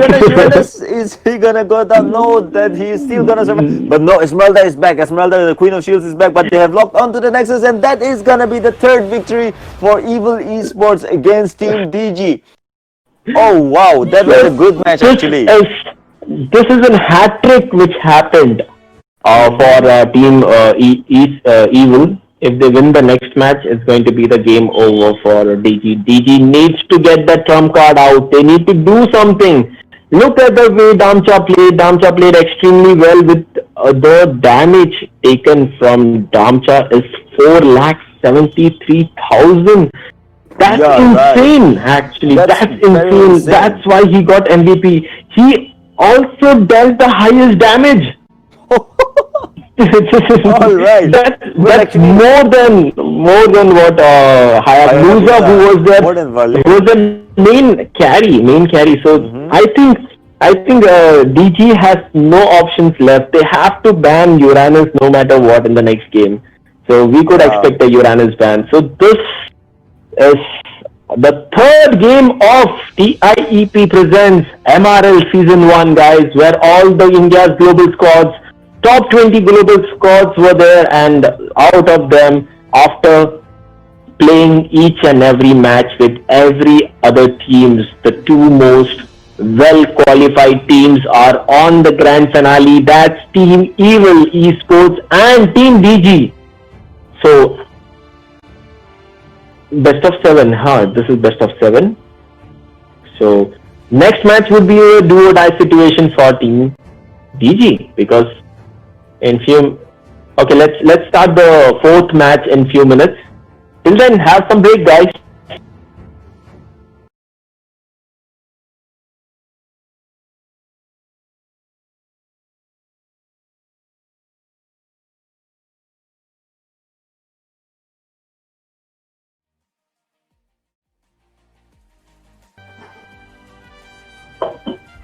Hello, guys. Welcome back. Welcome back to the grand finale of MRL. The moment you guys were waiting for. From past 2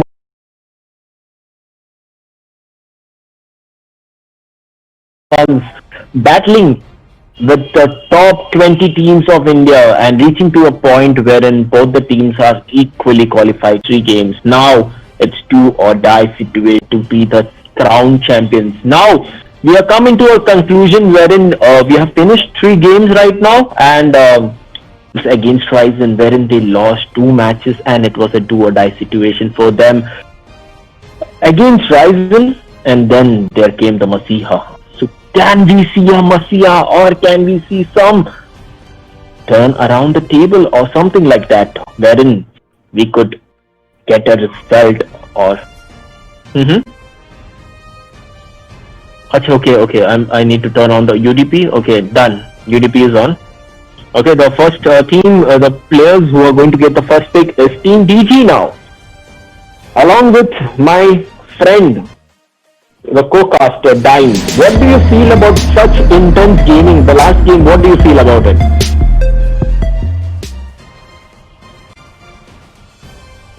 Okay, maybe he is not there. Let's see. Chance for winning thousands of rupees in their hands. Maybe it's a good way to utilize your knowledge of the game and earn a lot of money during the lockdown, because most of the players or most of the people sitting at home have no work to do, right?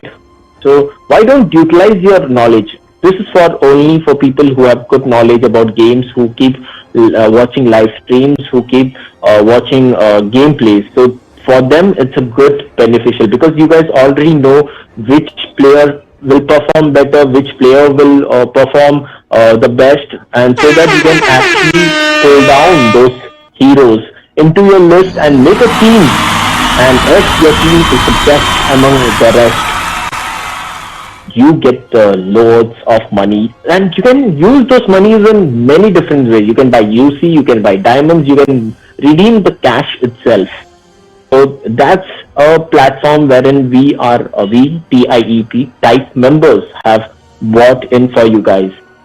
So we have all the players who are set up in the lobby, and we are about to start the game soon. And this, guys, this is the 4th game which we are going to host right now, the grand finale of TIEP presents MRL. Wherein everyone is pretty interested about seeing the 4th match. Are you interested too, Kazuya? Yeah, of course. Hello? This is it's been. Can you hear me? Yeah. Yeah, it's been a very interesting evening. I mean, it's been a very interesting afternoon for all of us, getting to see Evil Esports perform outstandingly and, get a 3-0 clean win over Team DG. And we all, for those who don't know, the grand final is a match, is a best of 7 match, and this is the final chance for DG. If they lose this match, then they are out. Evil Esports is gonna do a clean sweep against them, and that would be a big defeat for Team DG. So will Team DG come back into this game? That's a very big question that we have. For which the answer we will find in this match. Well, does Team DG have any sort of reply? Where did Team DG do the mistake? What went wrong? And where they have to improve? What they need to do to get back into this game, to get a shot at the glorious title of as champions of Mobile Legends Rheo League, which is not at all a joke. So it's a very interesting match, and we are moving forward to the draft phase. And now Team DG has the first ban. And looking at the last match, Uranus is a very possible ban right now. DG might go for Uranus, but no, they are gonna go for Farsa. So who do you think is gonna be the first ban coming in from Evil Esports? It's obviously going to be Claude. We actually know Claude has been banned in almost all the games. Okay, they took Selena. Selena is banned. Yeah. Right, they are gonna ban Selena, which they have been banning for the past 3 matches. I think they really don't like the stuns coming in from. But no, forget the stuns. We all know the fact that Selena is a hero who can give a lot of map vision, can avoid. Can avoid a lot of gangs or a lot of ambushes with the help of the ward's vision coming in from her traps. And now there is the ban of Uranus from Team DG. As a respect ban for Damcha. Last match, for those who haven't witnessed, you can replay this stream. Yeah. What I'm thinking is, why don't they pick Uranus? Yeah, why don't they instead? But Yeah, yeah, why don't they instant pick Uranus?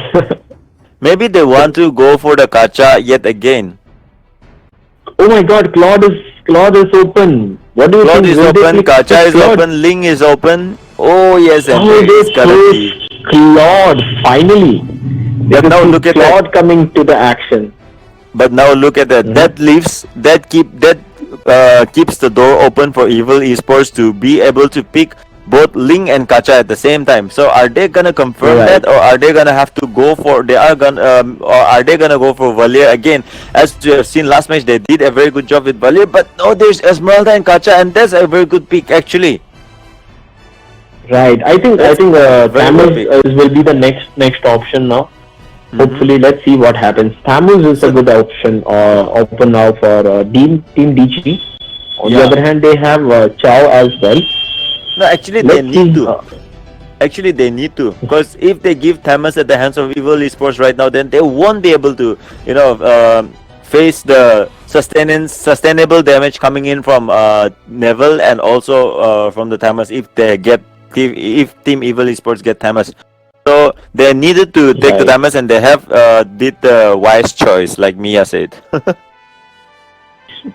Let's see. Will they pick Leomord or no? But I Yes, think Leomord. Team DG has secured two most brilliant fighters in their Bless hand, my lord. and I think Atlas is gone. Atlas, Bless my the lord. hero My wish which has we were been missing. fulfilled. I've been Good longing to point. see So that Esmeralda and Atlas for a very long time now. Their wombo combos, it's just so devastating. And like right. I've seen these two combos in the early phases of this league, but once we reach the finals, we haven't seen these two combos being played pretty often. And now this match, we are going to see Atlas and Esmeralda. So it is gonna be an exciting match yet again.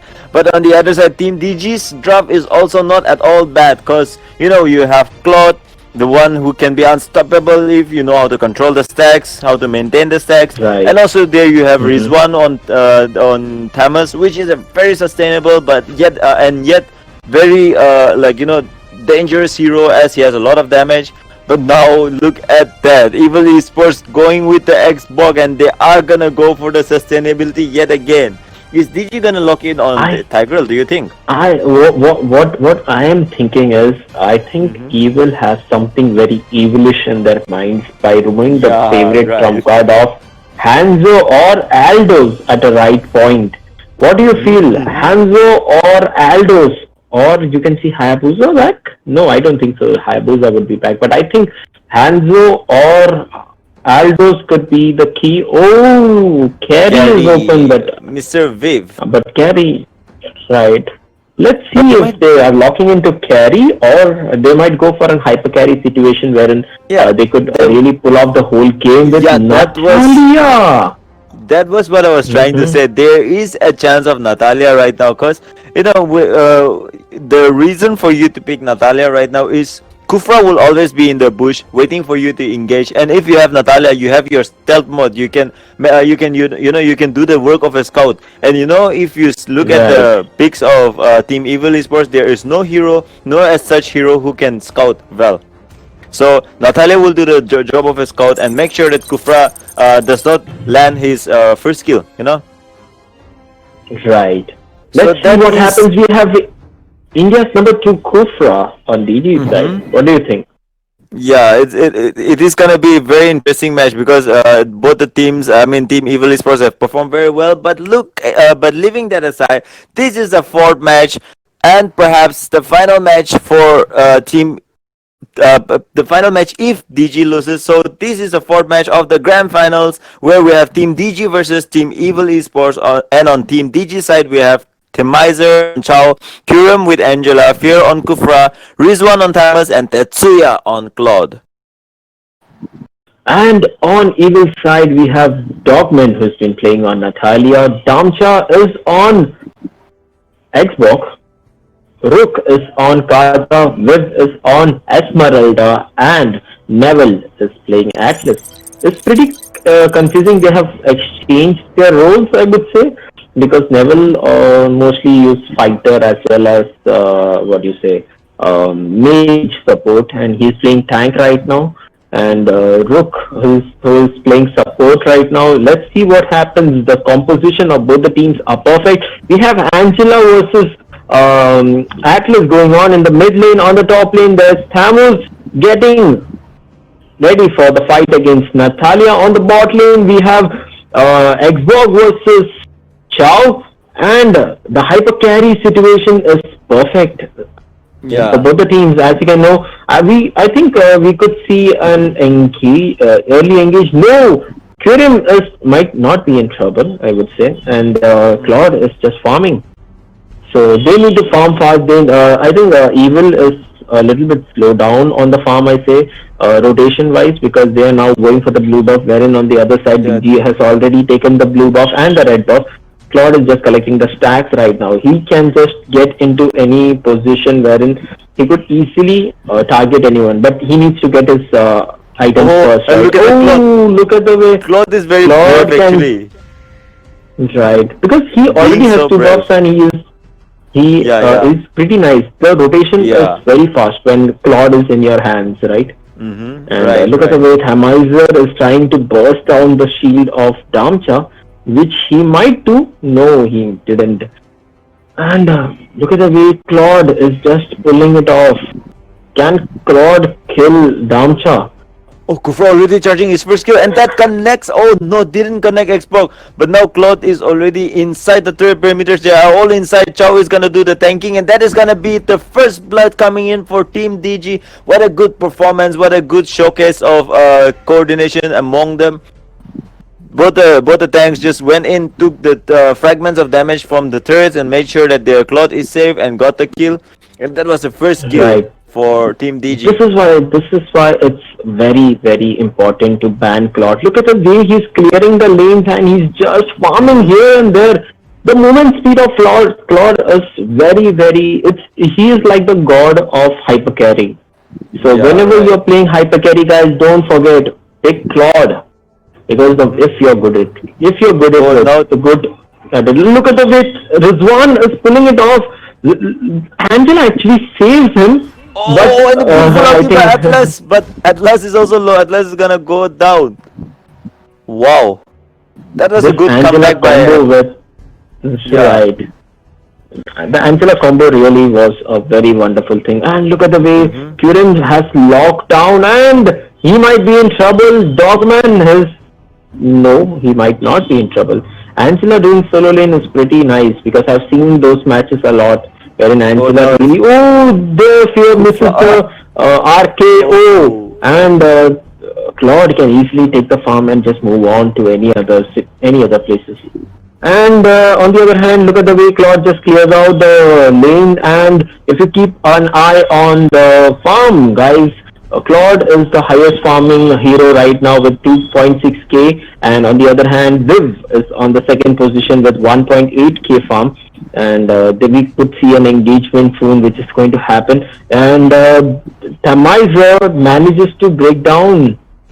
No, he doesn't manages to break down the shield of Damcha, but let's see what happens. Claude, Tetsuya is on fire right now. And now Kufra is going in. Is this a mistake? Oh, and the so many players. But on the other hand, Claude is not helping him. That might be a very crucial thing for what you say. That could be a crucial gank over there, but Claude didn't take part in it. Claude just focused on getting his farm first, and that's what Claude has to do. Yeah, that could have been a very fatal outcome for Team Evil Esports had Claude and also this Chow followed up with the Kufra stun, as the stun was just too good. The stun was just too good. It was befitting the title India number 2. Right, and I think they have. Oh, Claude finds Xborg. Xborg might be in a big trouble right now. Look at Look at the HP of Xbox is so low, but they managed to shut down Chow. The kills difference is actually equal right now. Both the teams are on 2 kills, but the goal difference is on DG's side. This is what I was talking. The comebacks are pretty real if you miss out a lot. And look at the way Claude beautifully shut down. To get the double kill, but no, Esmeralda, yes, Double that's a double kill on Esmeralda. I think DG. This is DG. Kill, probably. Right, DG is on fire right now, and DG is back to an offensive game because last few games I would say they were playing pretty passively, plus they were pretty defensive style of gameplay, and now as you can see they have got Claude in their hands and they are fully aggressive towards it. They pushed all the top, mid and the bot lane, along with the push they are also leading on kills. I think Evil needs to ban Claude, not give away Claude. Claude is a pretty dangerous hero in anyone's hand. But well, so let's see what happens. We have not seen Natalia into action yet, and if Natalia gets farmed, it's gonna be very big trouble for. I don't think so. I don't think so because Tetsuya's farm right now is 5,300 along with veteran hunter. So each time he uses retribution, he gets 50 points. So the amount of gold he is accumulating is huge right now.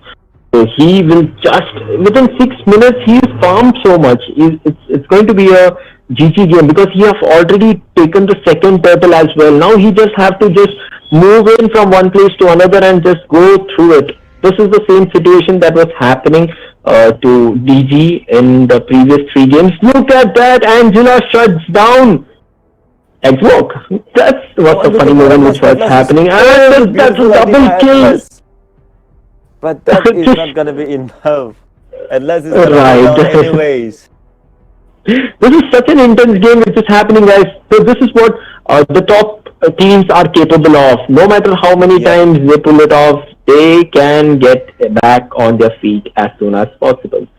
So now we could see another crucial gank happening on Kirim right now. As you can see, this is the importance of checking bush. A tank should always check the bush, not the support, not the MM, nor the mage. Because look at the way they pulled him off and finished it off. As you can see, he died more faster than a minion was. Right? Hello? Hello? Yeah. So, if you look at the farm difference is huge right now, guys. It's like 6k difference on farms. DG is leading on the farm. DG is leading on the kills as well. Tetsuya, on the other hand, is having 6.6k gold. On the other hand, Viv. Keep an eye on Viv, guys, because he is catching up towards the farm of Tetsuya. But now in this match, finally, Team DG showing us who they really are. They are showing us that they are not just any other team, but they are a good contender for the glorious title of MRL champions, and they are showing us that gameplay right now by just going in and just demolishing the enemies.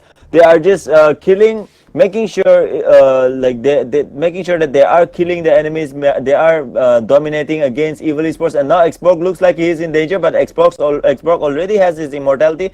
I doubt that is gonna be dead for Xbox because he has his shield up again. But oh, look at that, Chow is gonna overcome it, and that is gonna be a big mistake for Chow. So Chow is gonna die now, and Angela is gonna survive. That is going to be another kill for Viv, and with every passing kill, we need to remember that Viv is also an ADC, and Viv could, perhaps with provided sufficient gold, Viv could perhaps turn the tides around against Team DG, and in fact, go and win the game. Right, and look at the way Tetsuya, look at the way the damage coming up from Tetsuya is insane right now, because within just few bullets, he was able to take down the shield. He was able to break the shield of Xbox. So that's very important for a Claude player to do, because he's already farmed to a level wherein he's already almost 9k gold, and he has already made his Demon Hunter and Golden Staff. Plus, he has also made a Raptor. He's going for his 4th build right now. And Natalia is in danger, but Natalia is gonna die. Oh, look at Natalia that. is gone. DG is just showing us who they really are in this match. I mean, like, Right. the last two matches, the last three matches, maybe it was a warm up for them. Maybe they are gonna show us who they really are. Maybe they are gonna it, show us that they are it, the ones befitting to the title. And now it, Kacha it will was log in on Claude. it was Yeah, not a right. warm up, but it was very what you can say one-sided match which happened in the Mm-hmm. last three match, and we Oh, could and see the look ulti. a beautiful ultimate coming up from Neville, but Neville goes down, and there comes Damcha in with the huge damage coming up. But look at the way Claude is Claude is already way ahead. so. Oh, Claude has been shut down. Maybe we could see a epic comeback, but it's too. It might be too late for them for an epic comeback because the goal difference, guys. Keep an eye on the goal difference. It's around 10k, 10k goal difference on the part of Evil. Evil is actually what do you say on the lower side. And Yeah. look at the way Natalia shuts Oh, down Chow. Natalia.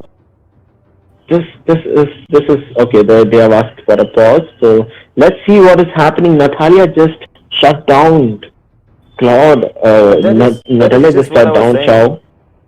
Yeah, Mhm. that is just what I was saying, MK. If Mhm. Natalia doesn't seem like she is farming, but Natalia is such a hero. If you get one or two core items, you can just go and clear off the back lanes very easily, the solo lanes. Right, right. But on the other hand, killing Claude when he already has a lot of stuff is pretty hard because they already have what do you say, Angela and Chow to help him to protect him in the back line, right? But Yeah. so if Natalia wants to target DG, so she needs to first clear Angela or Chow because otherwise it will be pretty hard for her to clear the what do you say the Claude. bulky Claude in the back line because Claude is a very like a rabbit he is. He jumps a lot. He jumps from one position to another in a very swift way, wherein people are pretty much confused how to catch him. Along with his 10 stacks, it's actually impossible to catch him. It's as quick as Yeah. if the player is skillful, any hero is quick, I would say. But for Claude users, it's pretty easy to jump from one place to another and save themselves. We have seen a lot of Claude players who survived a lot of dangerous gangs with 1 HP. But in the end, we can't say what is going to happen because both the teams So are global squads. Mm-hmm. yeah, so in this match, what they need to do is they need to make sure that Kacha always logs in on Claude, making sure that Claude dies. And so the pause Right. has been called out. The game is being resumed upon successful completion of 2 minutes, and the game resumes. And there's another pause request from Xborg from Team Evil side. Xbox. So there is gonna be the second pause, and that is gonna be all the pause in this game. Okay, the final pause will be done now. So that will be the final pause. And as you can see, look at the red mark coming on top of Natalia. So that is what Kufra needs to show because as soon as the red mark it's been gone for a very few seconds, the Natalia would be visible right at that Mm-hmm. point. So Right. they could easily shut down Natalia. So I think what DG needs to do right now is DG is right now in the correct track of winning this game. They need to minimize their mistakes of doing Mistakes, solo yeah. lanes with Angelas and all because if they are going solo lane Natalia, it would be an easy meal for Natalia. So they need to focus Right. and kill Natalia first, and then they could do a split push with any kind of a hero with Angela or with Thamus in their Yeah, hand. right, right. On the other hand, they need to help make sure all the bushes are clean. If there's like 4 or 5 or 3 or 4 evil members inside a bush and Claude by mistakenly steps in, that will be a Mm-hmm. what do you say that RIP dance. The four people will be carrying the graves of Claude. I would say Mm-hmm. that has to be careful. So let's see. Both the teams are quite experienced, so they'll figure it out. Other than us, who's Mm-hmm. commentating. Hmm.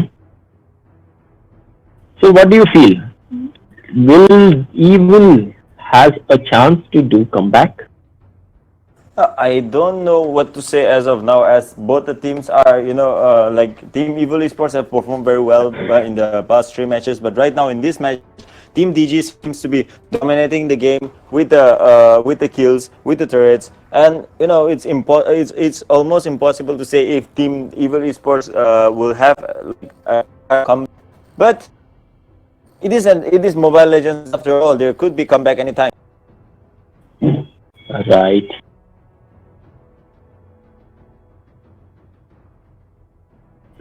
So I think Fear knows. Yeah, you're audible. I think Fear knows that Natalia is somewhere bot.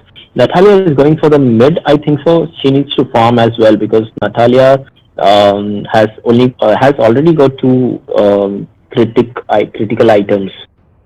So killing Claude or Angela would be very child's play for her. On the other hand, yes, Tetsuya is going for the Lord. With you can say Rook is just waiting for the right moment to catch someone. I think Tetsuya will be able to. Oh, and there goes the Lord has been taken from. The DG has taken the Lord. On the other hand, look at the bot side. They are pushing the lane. And Dramcha might be in trouble. No, Dramcha might not be in trouble. Look at the way Viv is coming on the top.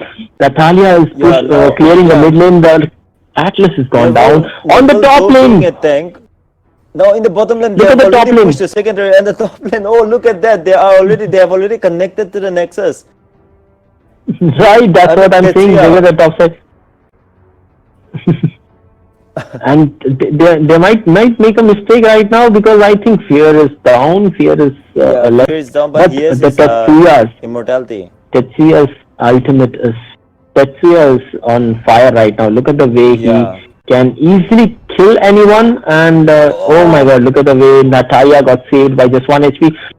And Rizwan might be in trouble. No, Tetsuya is still going for the tower. He might take down the innovator tower of the mid lane. And he has activated his ultimate. Along with that, he has been shut down because of RKO done by Atlas. A lot of teams, all the team members have been shut down and the final nexus has been gone of Team Evil Esports. That's a GG gameplay coming up from Team DG. Giving Claude away is a big mistake, guys. Keep in mind, Claude is the god of all the hyper carry heroes. There's no way you can survive when Claude is in your hands. Team DG is still hanging on. See, they're still hanging on. They don't want to lose. They don't want to go away just like that. You know, they are giving some sort of reply to Team Evil Esports, and they are showing them that they are also an equal contender of the championship title, as they are as capable as Team Evil Esports is.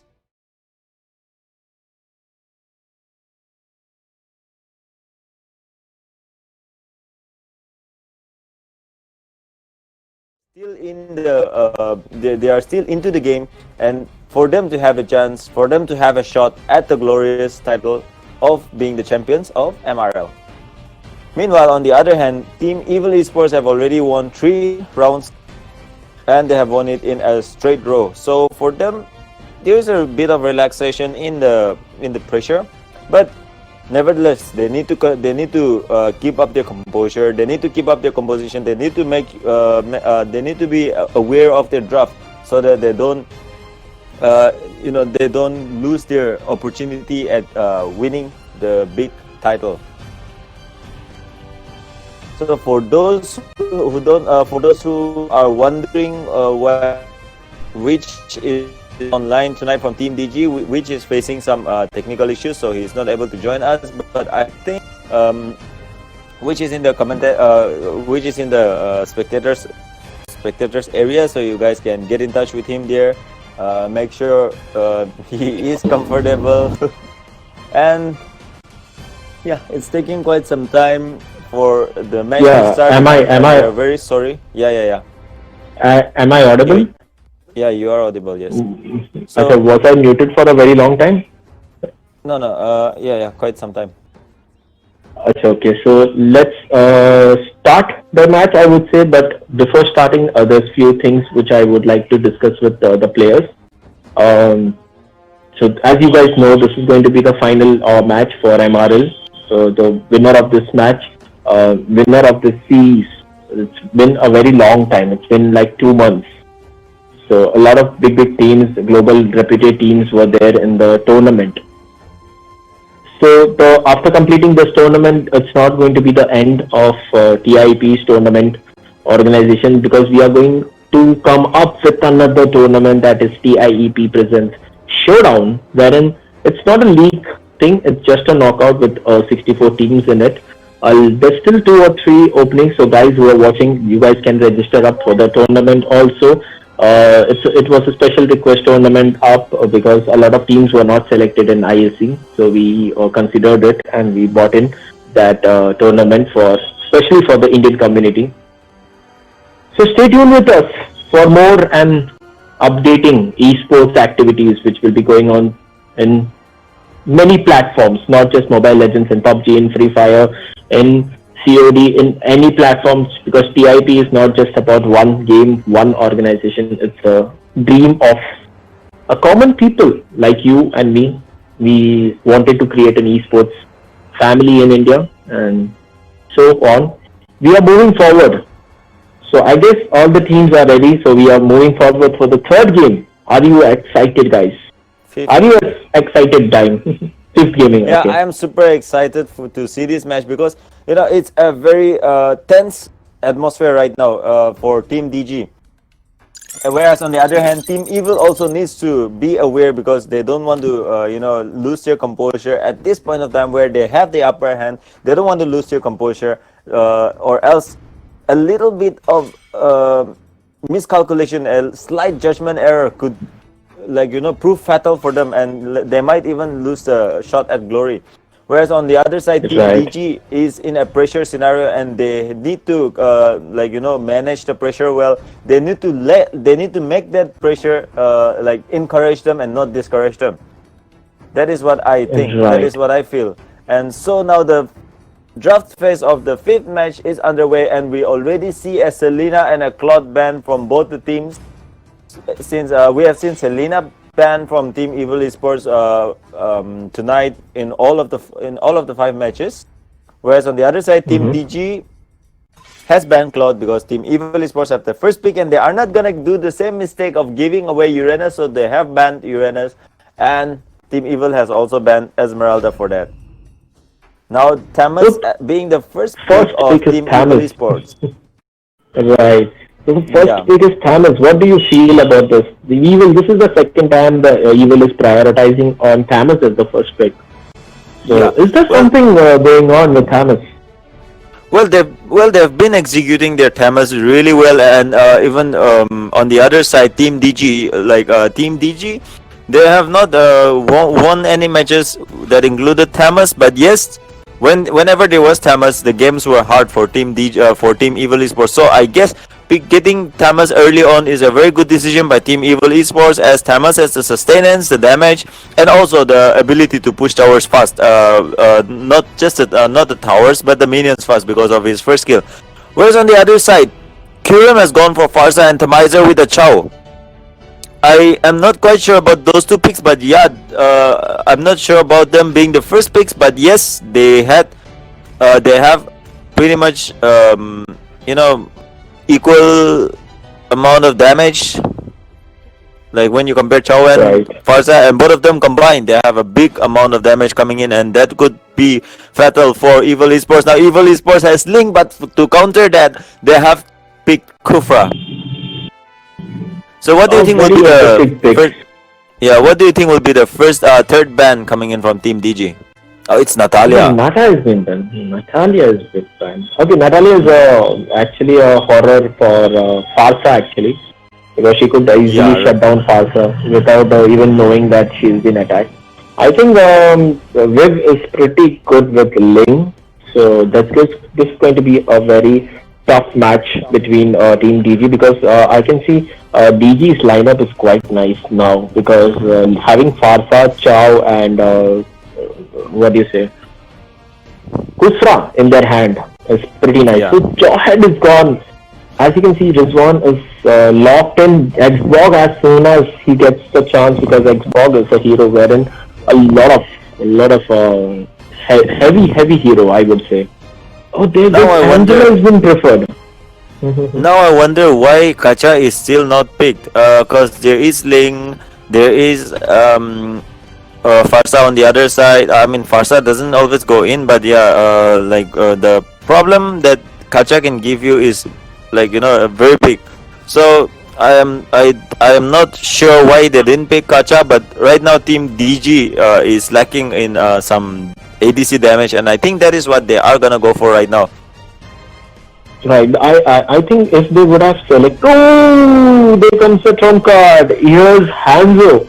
I think now this is a pretty nice thing to say, which I would say the use the trump cards of your enemy against themselves, because Mm-hmm. I would say Evil is pretty nice with Hanzo pick.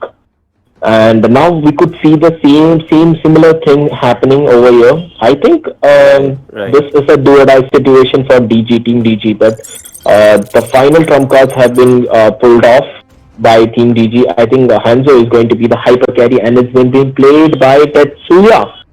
And Rizwan is on Xbog, Fear is on Kufra, Kirin is on Farsa, and Tamizer is on Chow. Whereas on the other side for Team Evil Esports, Blair the Dogman is yet again on Thomas, Damcha on Angela, Neville with the Sicilian, Viv on Ling, and Rook on Hylos. In my opinion, I think Viv on Ling is a very good combination because Viv is very good with Ling. And on the other hand, we Right. have DG's Tetsuya, Mr. Tetsuya on Hanzo, and as far as I know, Tetsuya is one of the most prominent ADCs in all of India. So in the hands of Right. Tetsuya, Hanzo could be really deadly. So it ultimately comes down to who farms faster, and ultimately comes down to who gets the better support from this team, from Right. their teammates. I think they need to do the similar thing. They should not avoid Viv, who's Mm-hmm. going to play Ling.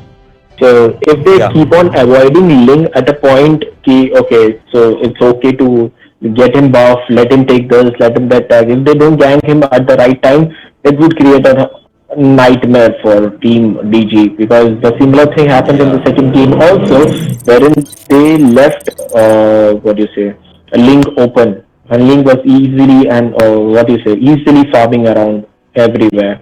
So as you can see, Mm-hmm. Mm-hmm. Viv is just checking the bush, making sure Hanzo is not here, because that would cause actually a horror situation for him.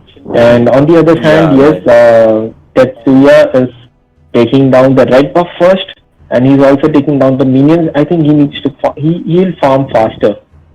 So So I think Hanzo, okay, they're going. yeah, Hanzo did a Hanzo is doing the thing that is called the smart farming right now. Making use of the stacks that you get from the small minions, and then using the first skill on the big buff, the text time. So Right. he's doing the smart farming. Just look at that. He took the I don't know, the side creep, the Pokemon in just one instant, and now Hanzo is Farsa has been stunned. Kufra looked Hanzo like he took was in down the danger, but first no. blood.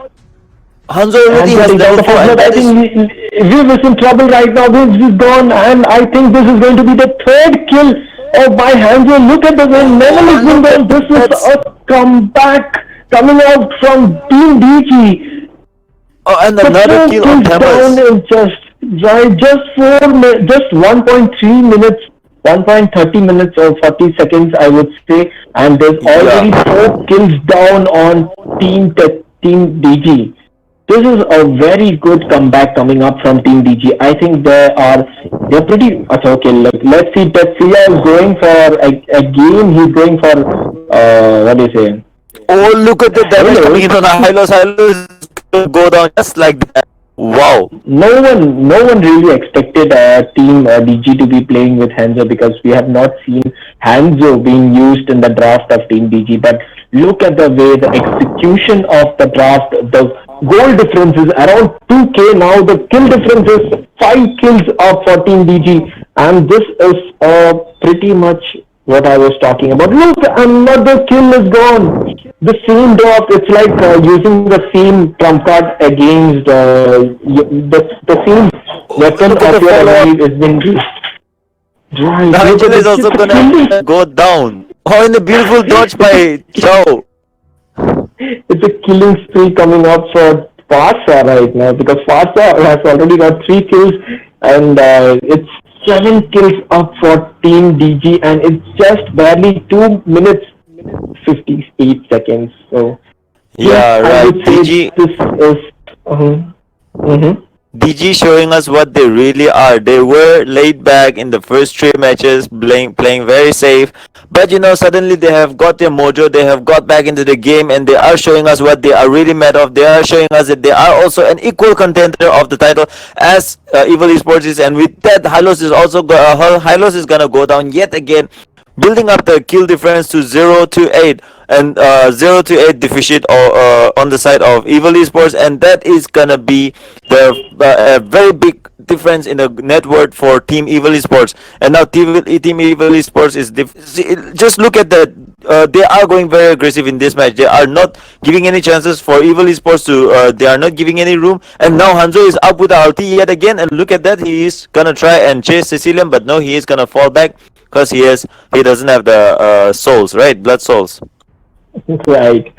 There's something which has happened in the, I would say, the dressing room of Team DG, wherein they got the spirit to get back in the track. I would say, look at the way it's 0-8. They are totally dominating all the maps. They're totally dominating everywhere. Even though they have lost the top tower, I would say Team DG is not giving a room for error for the team. What do you say, Team Evil, because look at the way this is been targeted back and forth and not giving a chance to farm, and I think that's going to be the first kill. No, Fear manages to escape. Oh my god, he's been shut down. So yes, top tower might be gone. Top tower might be taken down by Xbox. Hammer who's just following up. I think there might be trouble for Themizer. Yes, there is. Themizer has been gone. Guys, this is I'll remind you guys, this is the battle of the top global scores. So yes, anything is possible at this point. It's an unstoppable coming up for Farsa right now. Hello. Yeah. Your breath is coming. Hello. Oh, okay. Later. Yeah. So look at the way Rizwan manages to escape from there. What do you think about this gameplay? Don't you feel there's so much energy coming up from Team DG? Look at the way Tetsuya is just harassing, I would say. Yeah, they have suddenly got some they have suddenly got some very good coordination, and I mean, I don't know where they got their motivation from, but this Right. is looking really good for Team DG now. All of a sudden, they are just back into this game. They are just back into this league. They are back showing that they are one of the potential contenders for the glorious title, and they are showing us that right now. Now the second turtle is up. They might want to go for the second turtle. The Theos already started the turtle. Meanwhile, Kufar is on the bush, making sure that there is no invasion of any sort. And now Chow is low on HP, but he has already recalled. And looks like there is gonna be a gang in the mid lane, but Hanzo is a little low on soul, so he went back to collect the soul. Oh, lot of action going on in this match, such early in this game. I think Tetsuya is playing wonderful right now. He's just dominating the whole lane. He just wants to get all the kills, and he's just doing that objectified gaming which was missing in the first 3 games is back on track. I would say the DG is actually playing very objectified. Right, Angela is gone.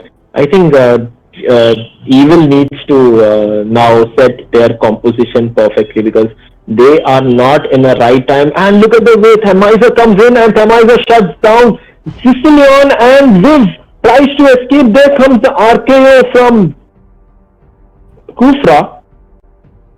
Oh, such an intense game which is happening right now. Mhm. Kirim right now is displaying so much skill and so much control over Farsa's ultimate. You know, he is not missing any of her ultimate drops, and that is Right. proving very good for Team DG as they are. See, look at that. That is what I'm talking about. She is not missing any of her ultis.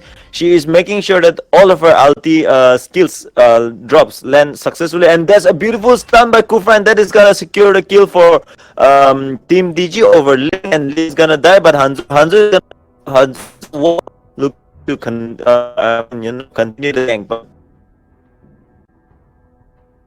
yeah, I'll do that. That's such a beautiful gameplay coming up from team DG right now. After losing the 3 games, they're back on track, I guess. So from the 4th game, they dominated the whole game with Claude. Now they're dominating the whole game with Hanzo. Look at the way Hanzo is just taking down the tower. No matter what they are doing, they know what objectified gaming has been done, and by DG is perfect right now. And if you see on the same way, the what do you say, Chow on the top lane, Thamizer is pushing as well as, look at there, they're going for the third turtle right now. So look, this is what I was saying. The gameplay of Team DG, wherein they were missing this part of playing it objectified gaming. So now they are playing it very well. So yes, this is expected from both the teams. But guys, keep in mind both the teams are well aware of each other, and they are pretty much strong opponents and one of the best teams, I would say. So we can't predict the future. Anything is possible right now. And a beautiful kill of Halos by Team Tetsuya. Tetsuya is really dominating the whole game. It's a similar way, similar style could be seen from what do you say, Evil Esports, wherein they really dominated the whole game with Hanzo and Aldos. Now we could say the same style has been used by Team DG, and now they are the ones who are dominating the game. So this is what really helps you to move on in the game, right? You watch a draft, you try the hero, you put the skills on the place, and boom, you are the next global squad in the server. So this is why watching live stream really helps you to improve the game, rather than just playing and cursing each other doesn't work. So guys, keep in mind. Look at the way beautifully shut down. Hanzo is perfect right now for them. Oh, look at the Chow on Angela. Chow is playing very well in this match. Right, Chow is playing pretty nicely. The momentum of DG is back, I would say.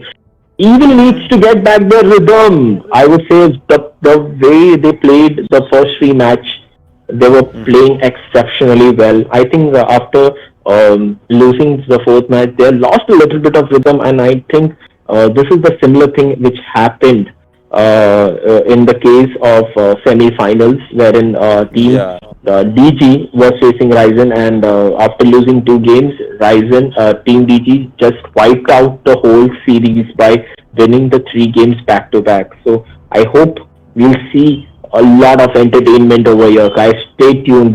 The tournament is not over yet. It's a 7 games match, and the score is 3-1 right now. And this is the 5th match, and they are going for the Lord.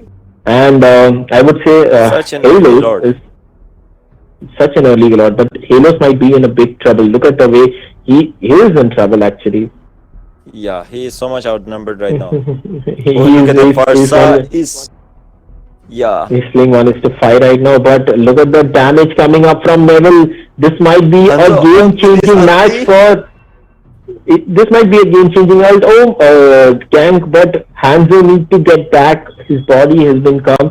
And there goes Angela. 3 players are down of Team Evil. And on the top, we can see the 4th player is gone. This might be a wipeout coming up from Team DG, but no, I think they are going to take the Lord. On the other hand, Rizwan is pushing the top lane. And he might be in a big trouble. His immortality is gone. I think he needs to back out because if his shield is gone. And look at the mid lane has been equally pushed by Thamizer. Both the players have low health. Lord is coming from the top, and they are actually dominating the whole game. Yeah. Team DG, they are showing their skills, they are showing their coordination, which is top class right now. Kufra is managing to land all of his first kills successfully, and Farsa not missing her, not missing a single drop of her ulti. Also on one side, Chow on Mr. Themizer on Chow is doing a very good job of picking off Ling and Angela, Ling or Angela almost all the time in every gang. So there's another gang in the in the bot lane, right? Bot lane, but they are gonna converge that gang back to the mid lane, and now they might wanna go for the top lane, but no, top lane is The top top lane lane is gonna inhibitor protect. tower is gone. Right. Evil is playing a bit on a back foot right now. I don't know why they are doing it, but let's see what is happening. There goes the legendary for Hanzo. It might be a game over, right? Let's see what happens. Godlike coming up for double kill coming up for Hanzo. This is a GG game, guys. Don't go anywhere. This action-packed game, those who thought it would be a clean sweep game, it's not, because DG is not in a mood to quit right now. So, the guys, this was the fifth game. DG versus Evil Esports, where Evil actually dominated the whole three games back to back. The first three games with a hat trick. But the comeback is real now. The real tables have turned. DG has won two games back to back. But still, guys, there's more towards it, because this is not just the end of it. DG is still in a position wherein if they even lose one match, it will be a game over for them. So they need to win this match no matter what. If they manage to win the sixth match, it will be the seventh match, which will be the decisive match for the finals. Who will be the crowned team for the title of TIEP Presents MRL?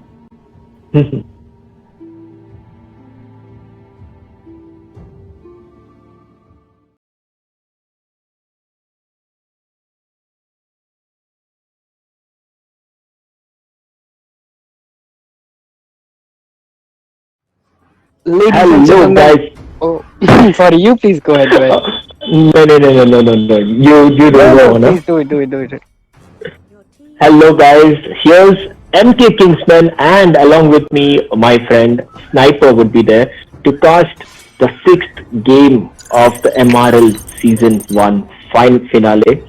And we have two teams with us, that's DG and Evil. What do you think? You have been viewing the games from the audience perspective. What do you feel? What is happening? What do you think? There's a lot of conversation going on, right, between both the teams. Yeah, definitely the competition is high. Just think about the stakes, MK. Like, this is the grand finale. The tournament has been going on for like 2 months now. They were playing every day. Right. They were like hassling out there, fighting against each other, trying every day, battling out there. But now we have come to these final two teams, and this is the only time they have. So definitely, Right. like, they are doing their best right here. The pressure on DG is just insane, because the score was 3-0, and now it's back to 3-2. Yes. Look at the insane comeback they did in these past two games. Wow! Right. Like, I'm amazed. And I Like, would, as it, yeah, please. I would still say that it's still a do or die situation for Team DG, because they have lost three matches in the start. But it would be a very interesting thing to see. And there goes the first pick by Kurin. It's Esmeralda. What do you think about Esmeralda? Yeah, Esme is a good hero in terms of lane rotation, but Evil Esports, if I'm not mistaken, they countered that pick with Angel off lane, and now their two fighters are up. Like, these guys have been prioritizing fighters so much. Joe, Thamos was first pick in two of the matches in today, and Joe is also Right. their golden trump. So Evil Esports are good looking in terms of fighters, but as you said, it's a do or die situation for Darwin's game here. They lose, they're out. They win, they Right. move on to the next step. So definitely they have to think about it. They can't afford to make a mistake, whereas Evil Esports has one more chance, right? Right. So I would personally say both the teams are well aware of their picks, and I would say they need to do something else out of the box. That's what we saw in the last two games, right? DG had started pulling out the rabbit out of the hat. That was the trick which Evil used to do in the previous games which we saw. and they are playing around with the draft in such a way, like bringing out Claude, bringing out Hanzo as an hyper carry. So a lot of things was going on inside the DG's, I would say, wardroom. So what do you think? Yeah, Will we see a different and unique draft in this sixth match also? yeah, definitely. Actually, 65% of the draft is already done. We can see Curum is like Esmeralda, Kufra, and Xborg is already up for the side of Darwin's game. I don't see a reason of picking these much of chunky heroes for the side of Evil Esports. Their pick-off is already well with Joe, and Kaja is still open. Not to mention that I am very, very interested to see a Kaja pick by Evil Esports because they can really be good at pick-off here if they pick Kaja along with the Joe and Natalia, of course. Right. So let's see what is in the minds of Damcha. I think Sylvana is a good option. Yes, Okay. they locked on to Sylvana now, the final trump card. As soon as they got the opportunity, DG has locked in Kaja, and now the final card has to be revealed by DG. Will it be Hanzo again? Yeah, literally, I'm What do very, you very think? intensified by the picks. Like, you have three fighters on the pool. You have a fighter like Joe, Right. then you have Thamos, then you have Sylvana, and definitely is going to be Carry because Carry is the only hero who can survive these amount of heavy lock and heavy burst. Like Joe, one kick can Right. actually take down Ling, and it's definitely going to be a tank Joe because Sylvana and Thamos are going to be the one with the off lane. I am very, very Right. interested to see how they are going to play this Natalia in the mid lane. Because in the mid lane, I if I'm not think. mistaken, it's going to be Carry, Khufra, and Kaja. Oh There my god! comes the Aldo. Oh, there he comes. The whole day, Evil didn't pick it. They were waiting for the right moment. Finally, the final pick of the fifth game is going. Sixth one. I'm so sorry. Sixth game is going to Yeah. be the ace card of Evil Esports. So Evil Esports are back on their Elder's pick. What do you think about this, MK? What I have in my mind is Damcha is India's number one Aldo, so that's going to hurt a lot. They have to shut down Aldos as soon as possible, but Aldos isn't played by Neville. Okay, that's interesting. Yeah, this Neville guy is Right. like he's having a huge amount of hero pool, right? He plays mages Right. like Boss, then he Right. plays Selena, like every hero, then off lane with Chao, and now the mid lane with Eldos. Wow, interesting. So Like now that's a huge hero pool. it's up to him. It's up to him to carry the game. And Yeah, if he's definitely, not able to because do that, then there's going to be a big blame game going on inside Evil Esports Discord server, right? yeah, definitely because they already lost two in a row, and they have to keep up with the Right. pressure because if they lose this one, the pressure will be equalized. The score will go to 3-3. Right. So let's see what is happening inside the game as the game has started. You can see Natalia is going to the mid with the push. Actually, she's scouting right now, and you can see Tammuz is also helping out. Oh, this might be trouble for Turin. He shot. Goes the first blood in just 33 seconds. The first blood has been taken by 33 seconds, and yes, that was Tammuz and Natalia. Now DG has to play in a little bit of back foot, and they are going to give room for Aldos to collect his stack as soon as possible. And look at the bot lane. Sylvana's HP is so low right now, but I think Damcha will manage to get it. Rizwan is going inside and trying to clear the minions. But yes, on the other hand, look at Neville. Neville is just farming right now. That's what an Aldos has to do. So Yeah, let's see like, what happens right now. The one kill with Natalia was very, very quick in making that decision. She knew that Right. Carry and Gaja are taking the buff in the bot lane, so Esma is quite open. And now look at this. The way VIV is clearing the lane, it's like 2 minutes of the game, and he's already inside tier 2 turret. Maybe this could be a big mistake, could be a death here, because the spell by VIV was already up, and I'm 100% sure it's going to be a kill. Right. That's There so comes the much into Aldos. the game. Okay, Aldos is so are we going to inside. see a kill? Are you sure? Yes, Aldos managed to get a kill, but he's also going to get shut down. That's not a way to actually play a hyper carry because he needs to save his life. He needs to the stacks as soon as possible, because we have seen Damcha getting a stack of nearly 150 Oh, plus in just 6 minutes, this and Nata there is was very good. another. But look at that engage coming up from carry in this one. The choke was so high. There goes another kill. Things are really, really looking good for the side of Darwin's game.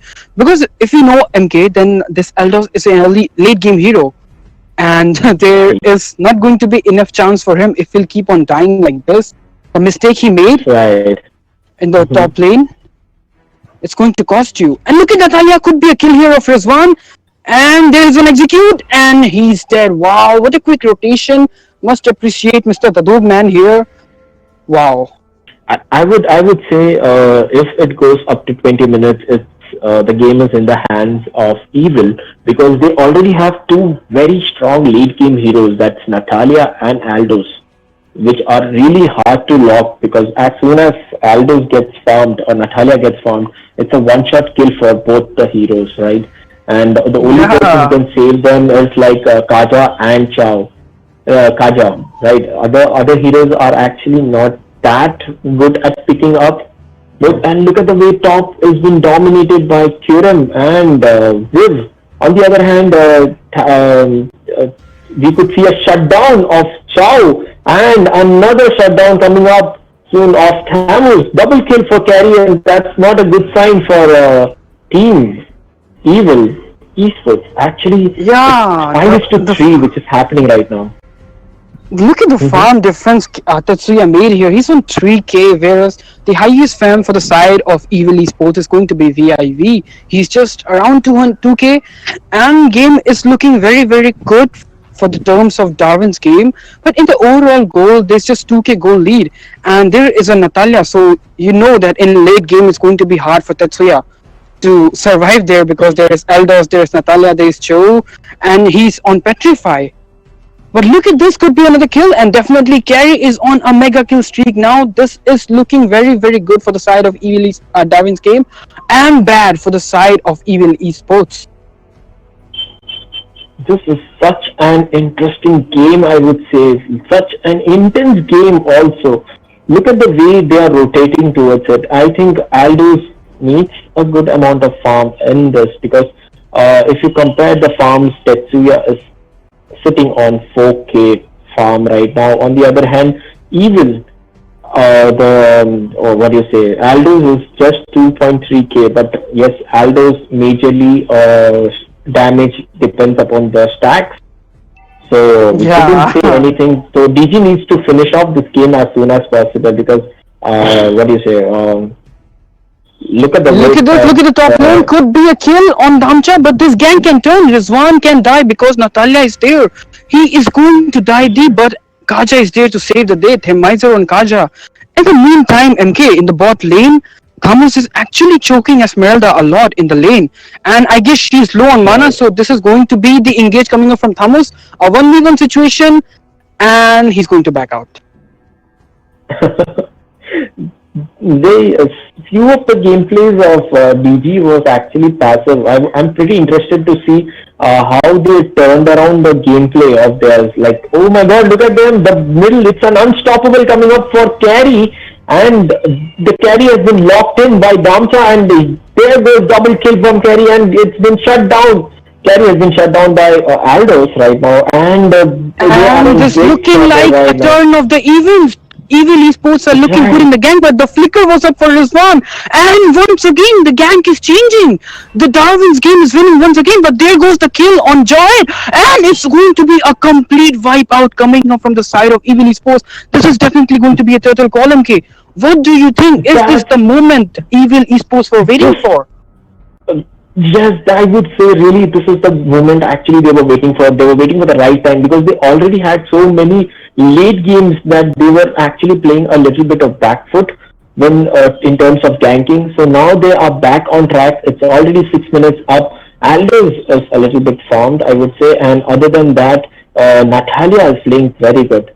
So I think they need to focus on the rotation right now, and just focus on getting more farms and engage at the right moment. They have to shut Okay, down looks Kaja. like Natalia's No, no, dead. no. Look like Natalia's dead. That could be the biggest mistake of the game. But there comes the ultimate, and she survives even after the jump off by Kufra, even after the divine judgment by Kaja. She was able to pull off a 1v3 situation, and now the game goes once again back to the passive mode. Look at the bot lane. VIV is choking Rizwan. This is looking bad for Darwin's game now, because as you mentioned, MK, if the gaze hits the mark of late, if the clock hits like 12 minutes, 15 minutes, then that guy, that Neville on Aldos, is going to hurt you, and he's going to hurt you so bad. I think they need to get first. Okay, they targeted Aldous, but they were able to shut down Natalia. In the end, look at the way Aldous is starting to give damage, and he's just becoming a one-punch man. Look at the damage coming up from Aldous, but Carry manages to get down, and there goes another kill. Look at the way the ganking Carry has been dominated right now. Triple kill! Danta is in trouble. Triple kill coming up from DG side, and this is going to be a GG game-changing moment for Team DG. Such an intense game coming up from both the teams. This is the sixth match which is going on, guys. This is a do-or-die situation for DG, and I am thinking DG is quite experienced to play in a very tight, pressureful environment, because they're performing really well in a pressured environment. What do you think? Yeah, definitely. Look at the farm on Carry. She was like 5 to 8% HP where she survived, and not to mention that amazing save coming off from Fear on Kufra. He didn't let Mr. Neville reach out the carry. He was so quick on her. Right. Look at the way the damage coming up from Xbox, and I think Natalia could have finished her off, but no, they're not taking Turtle. I don't know why they're not taking Turtle. Turtle was a very important thing for them, but no, they are not taking the Turtle. They are just clearing the lanes and targeting. Anders is recalling because he might. Okay, Xborg is dead. Xborg, oh, he's going to die, definitely. That is a big mistake coming up from Rizwan. If whether he can survive, but there comes the Eldos, and he's going to take that kill. There is nothing Rizwan can do about it. Oh wow, he cancelled. No, he backed out. He backed out. That was a confirmed kill which he would have got from this one. Such small mistakes would really cost them the game. And look at the way Tamizer is going ahead. I think Tamizer has his ultimate on.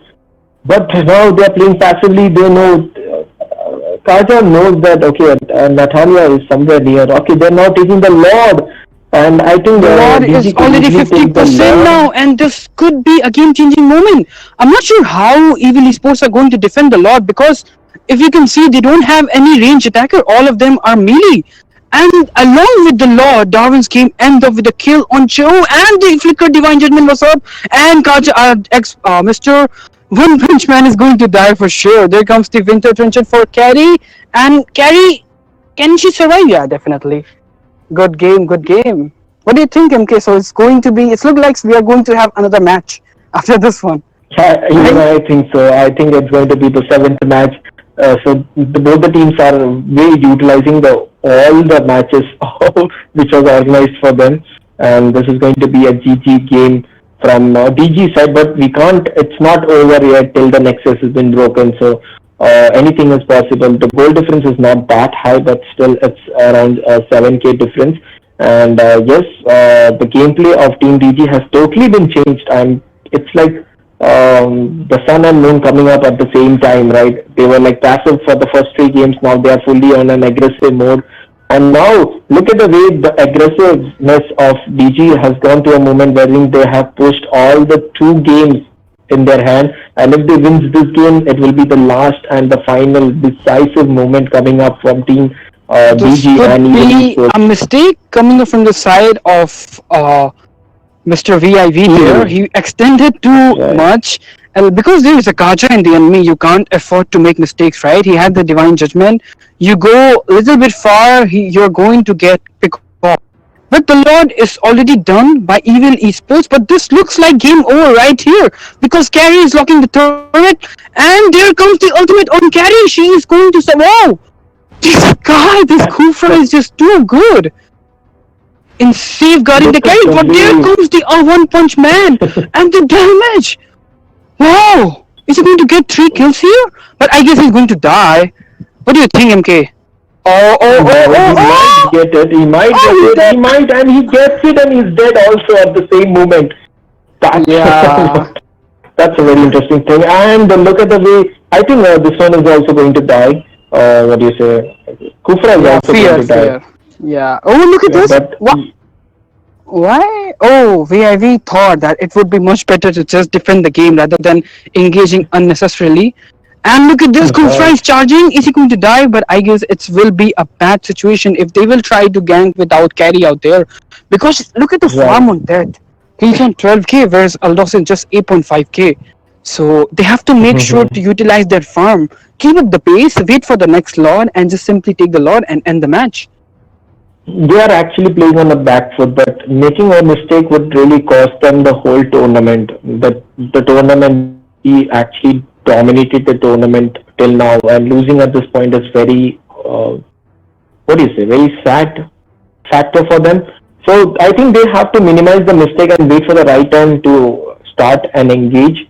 I think there's 48 seconds is left for lot to be formed again. But I think Natalia is doing a quite good job by clearing out the lanes. And yes, DG has an Yeah. eye on Natalia. I think Natalia farmed Natalia plus Aldo is pretty dangerous. So if the game goes above 16 minutes, it's going to be in the hands of what do you say? Look at the Evil. way he's like trolling, but look at the top lane.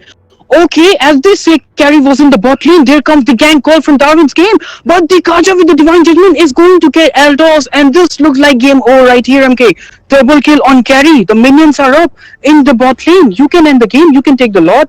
It's in your hands. There was the kick from Cho. Is Kaja going to die? I guess because there is Natalia. Oh no no no no no! He survived, and in the meanwhile, in the top lane, this definitely is going to be game over right now. So MK, from a score to of 3-0 to a score of 3-3, Darwin's game escalated very well. What do you think? Who's going to win the finale? I am pretty shocked to say this. Look at the comebacks coming up from such good teams. Like when we saw the whole three games, the starting three games. If you see the live stream of MRL, it was always hashtag evil. It was all about evil. Nothing about DG. Everyone who supported DG was having a really, I would say, a sad time. Now the games have changed. The tables have turned. Look at the way the comment section is about DG is back. DG is back. The way they are, the supports coming up from both the teams. I would say both the teams equally deserves to be the top teams and have a huge round of fans. So the draft, the skills and the rotation matters. That's what I am saying from the start. If your draft is perfect, if your rotation is perfect, if you're skillful with the hero, it's 100% win. And you just have to reduce the mistakes you do in the rotations and all. So such things has to be taken care. And let's see what happens. We are going for the final match of the day. That's seventh match. It's going to be Team DG versus Evil Esports, wherein Evil Esports will be getting the first pick of the final match. Be the decisive match for the day and the decisive match for the team who's going to be the crowned champions of MRL Season 1.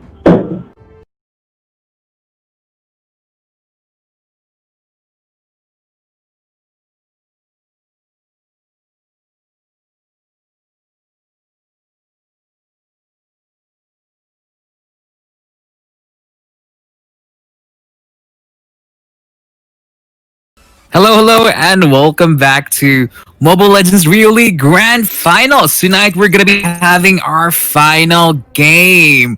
Wow, 3-3 is the score. How are you, Prakar? I'm so fine, Prince, and it's good to have you here. Like after a long time we met, na? I guess the last time we cast together was the ISA finale, and the teams were same, Evil versus Darwin's game. And look how the tables have turned, Prince. This time it's looking like Darwin's game can take this grand finale prize of MRL. One luck. Oh my god, I want that for myself. But we have to give it for the amazing team that's gonna be winning on this last game. So it seems like you're gonna be having your revenge. Darwin's game. They want that win. They're hungry for it. They are on the momentum right now, and I feel like they do have the opportunity to do so. But at the same time, I feel like Evil do not want to let that happen. Yeah, definitely. Like in the first game, the momentum was completely on the side of Evil Esports. They were dominating. They were hitting Darwin's game hard. They were hitting them on point, and they managed to do a 3-0 score. But look at how the tables have turned, Prince. Now the score is back to 3-3. A straight 3 losses in a row. Wow, can you believe this? I simply can't. Is I can't simply believe that. Also, I mean, I watched the games a few times while I was doing my exams. Actually, I was like, "Wow, Evil is gonna win this!" But at the same time, after my exam, I was looking at the scoreboard, and I was like, "Wait, Darwin's game can come back? Is this gonna be a reverse sweep?" So I'm really excited to see how these games are gonna be ending, and my heart is for whoever wins this game. Yeah. You. Can you mute us for a second, Sinner?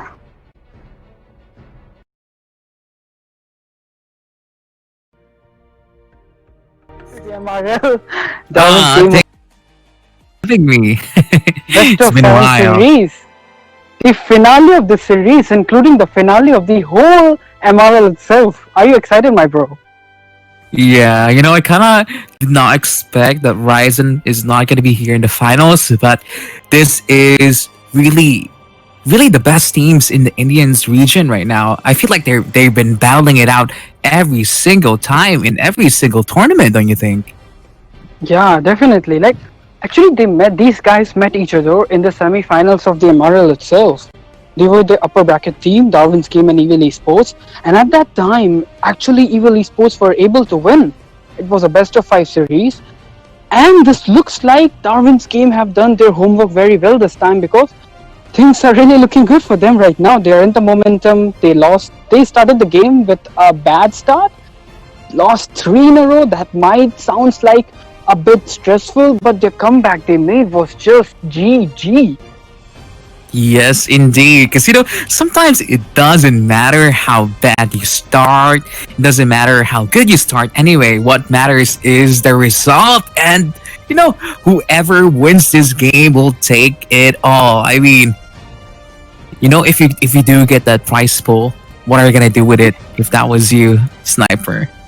If that was me, Yeah, are you going to buy a new I would laptop, be- a new phone? I would be gifting my squad skins, because they are the only reason I won it. Wow, very, very. What's the correct word? Very, very giving. Is that the right word for it, or? Probably. Let's just stick to it. So it looks like the final of the day. I'm like hell of excited. The game is looking quite smooth. We're about to start in like 2 to 3 minutes, 2 and 3 minutes. And Yes, the both teams indeed. are ready. And we just had a toss, Prince, to our audience. We just had a toss, and Evil Esports actually won the toss, and they decided to choose the first pick. So we are here right now, just waiting for both the teams to get ready so we can get on with our final. And who do you think, Prince? Which team is going to win this one? Oh, that's gonna be a very tough one because from the first 3 games, Evil Esports really showed domination, but at the same time, DG showed perseverance, not giving up, and showing us that regardless of what kind of position they are in, they can still play their best. So, for me, it's gonna be coming down to the drafts that we're gonna be seeing on this final game. It's very hard to pick one now, but I do feel like the momentum is with Darwin's game because they did win 3 games in a row. So it's gonna be interesting how it goes. Yeah, definitely. It's a very hard choice to make at this point, right? Yes. And yeah, I really agree with your point you made. That one, the momentum is on the side of Darwin's game, but also Evil Esports with the winning toss, they have that slight advantage of the first pick, where you can actually pick the OP hero. They can get Claude here, maybe.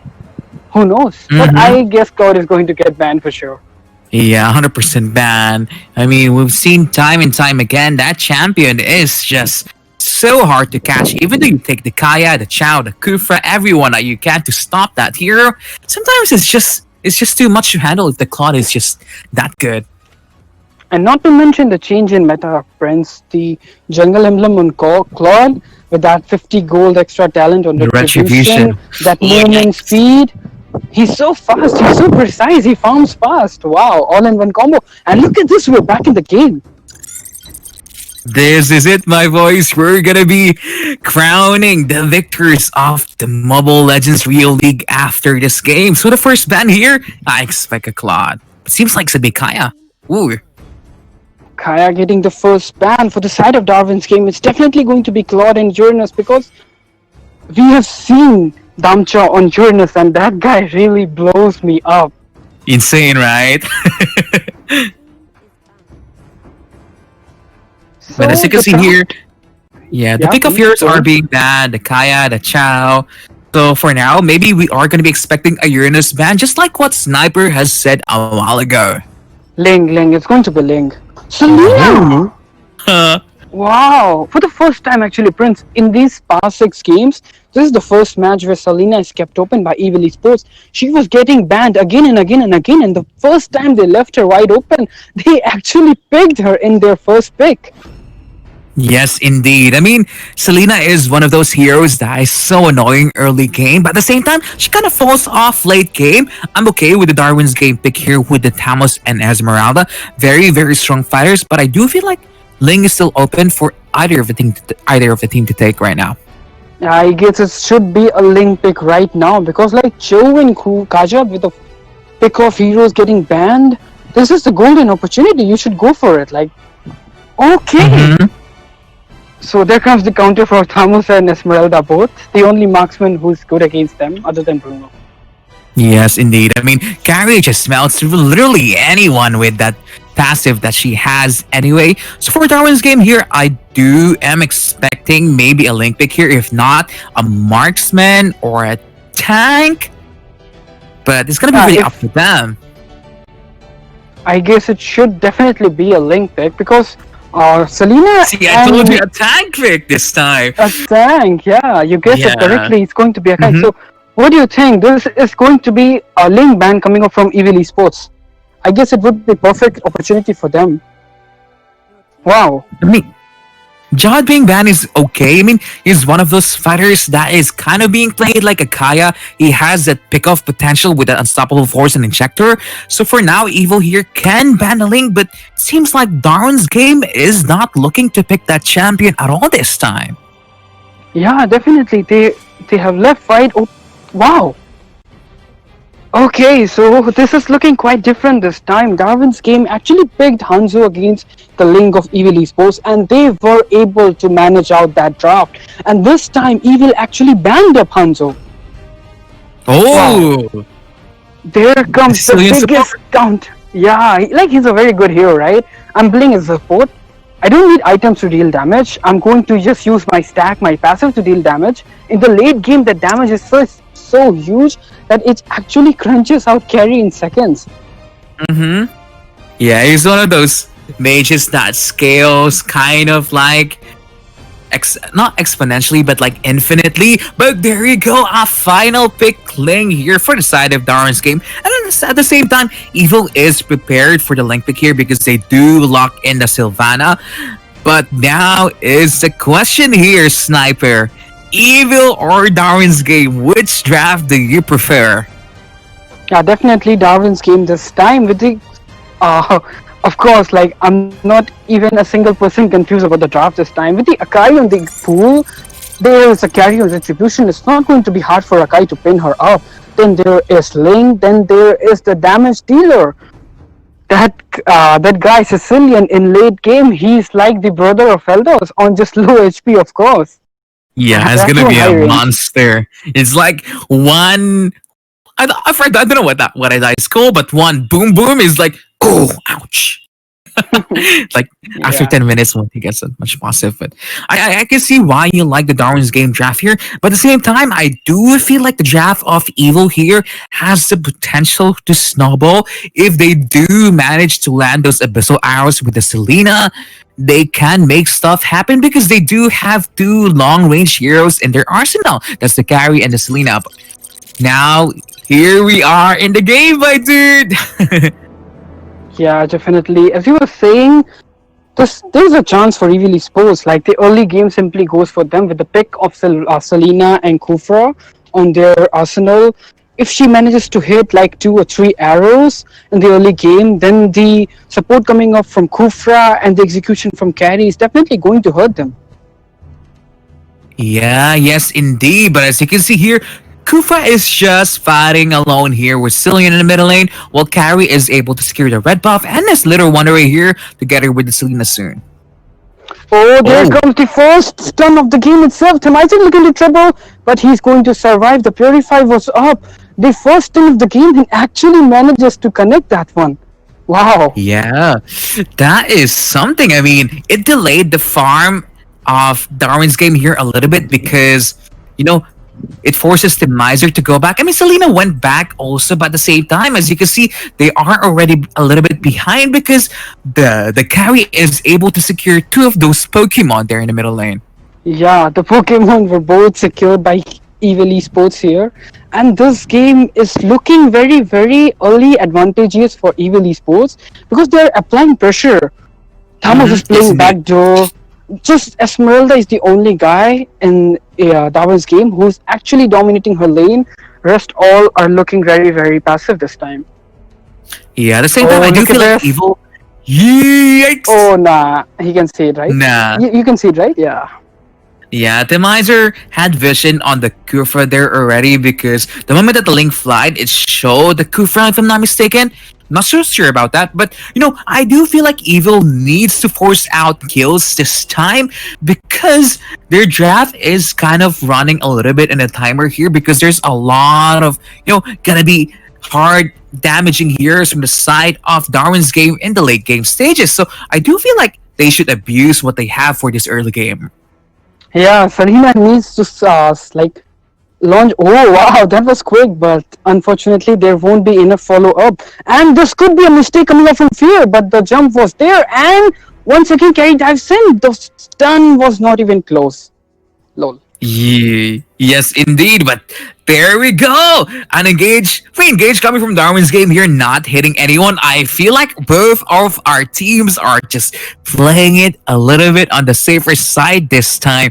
They don't want to make any mistakes because they know that this is the game for the crown.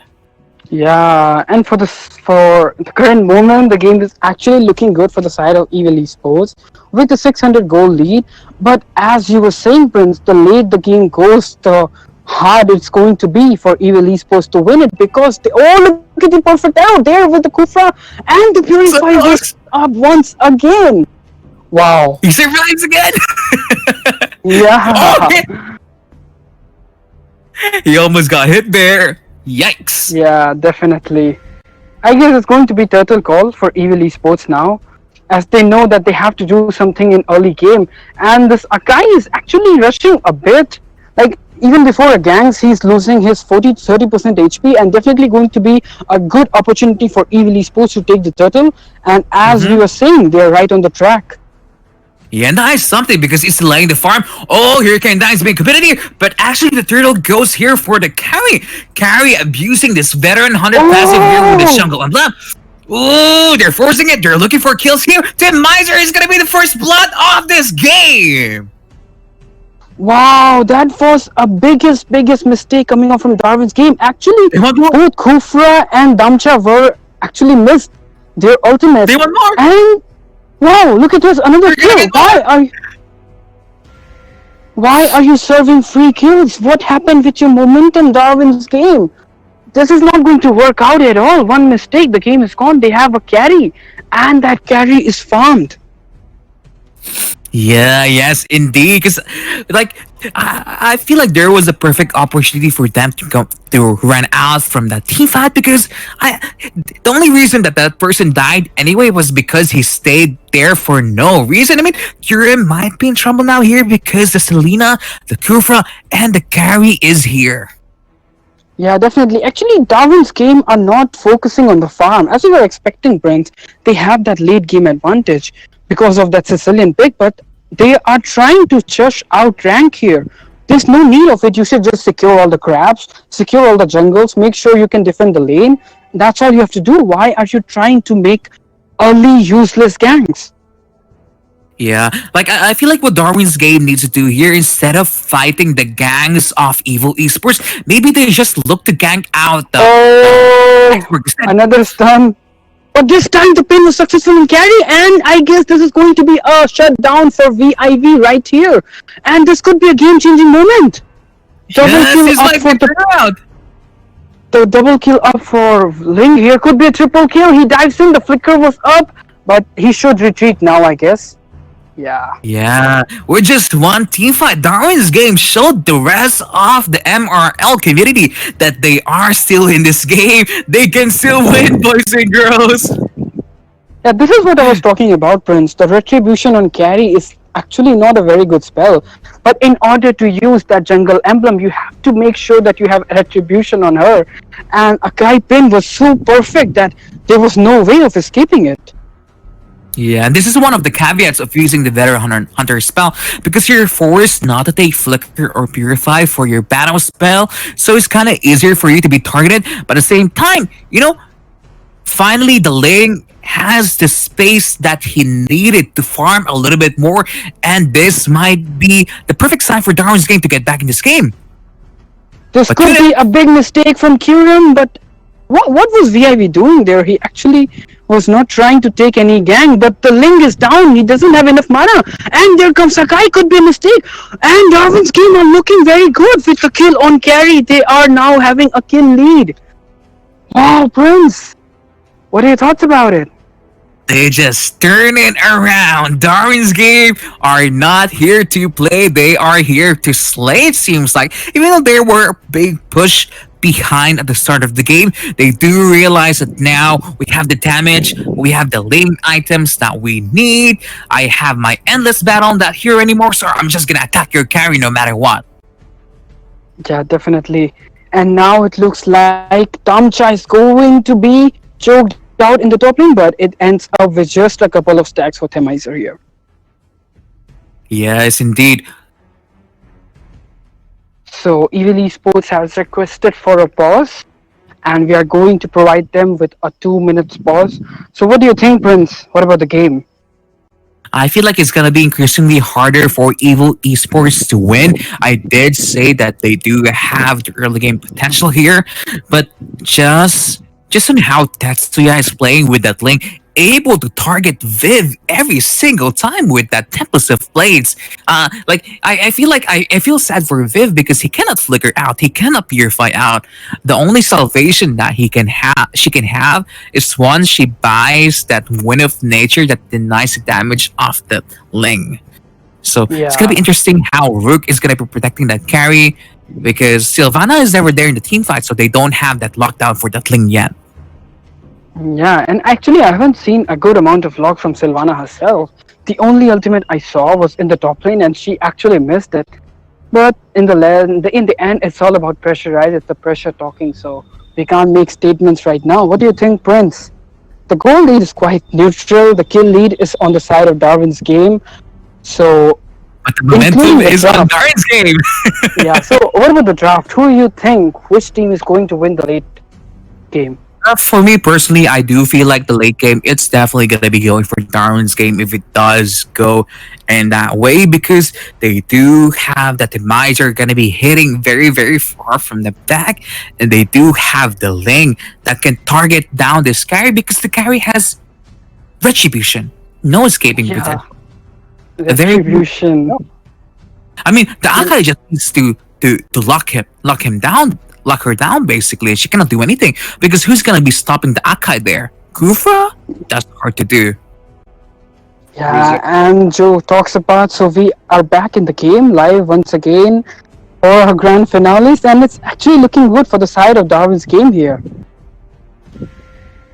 Yeah, yes, indeed. But there is some still possibility for Evil to win this game. They just need to make sure that if ever Darwin's game do make some mistakes, they do capitalize on it. But now here in the middle lane, they're just trying their best to protect and let this carry hyper farm as much as she can at this point. Yeah, definitely. And as we can see, even after two deaths, this carry is actually having much more farm than the Ling. She's having a goal lead right now. And looks like Tetsuya is back on farm. He's diving, he's checking out solo users. He was pressurizing that Jagsborg, now he pressurized that Selena. And it looks like he's back in the momentum. Mr. Preet is on fire. What do you think, Prince? Yes, he is on fire, but they're in the top lane. Damcha is in trouble, almost dying from Tetsuya and Kyurem there.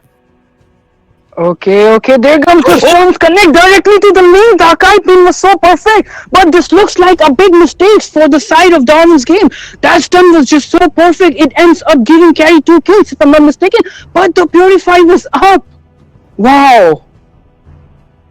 Yes, indeed. I mean, oh, so close. But at the same time, I kind of want to commend Tetsuya there. He was able to Yeah. turn that.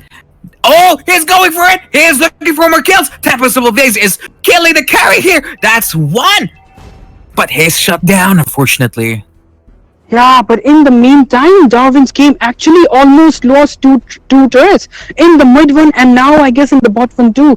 That turret is like 10% HP, and if I'm not mistaken, there should be a turtle call.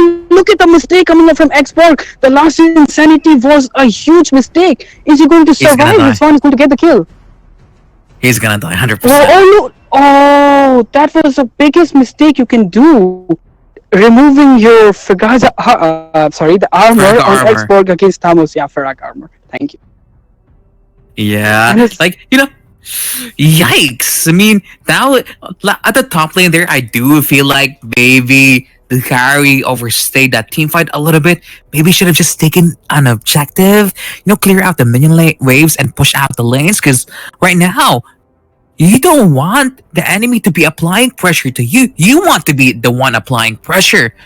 Because I feel like they should understand that the Selena is running on a timer here. She's one of those mages that kind of falls off, while the Miser with the Cillian is one of those mages that goes better the longer the game gets. So I feel like they should make some stuff possible right now, and it's gonna be coming down for the Kufra here in securing one of those tyrants rage and revenges. Yeah, definitely. It's oh, look at this big mistake coming up, but the ultimate from Akai was up. There goes Viv, and Ayuk is looking to trouble.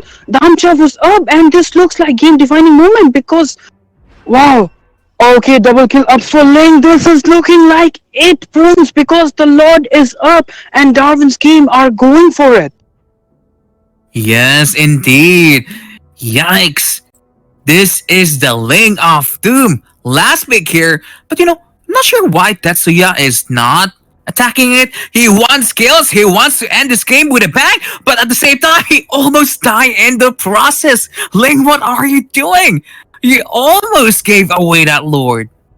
Yeah, but I don't see why there was no Lord contest coming up from Evil Esports because they were actually able to simply push back Tetsuya to the back door. But in the top lane, the pin from Akai was just so GG that Esmeralda was able to take that kill.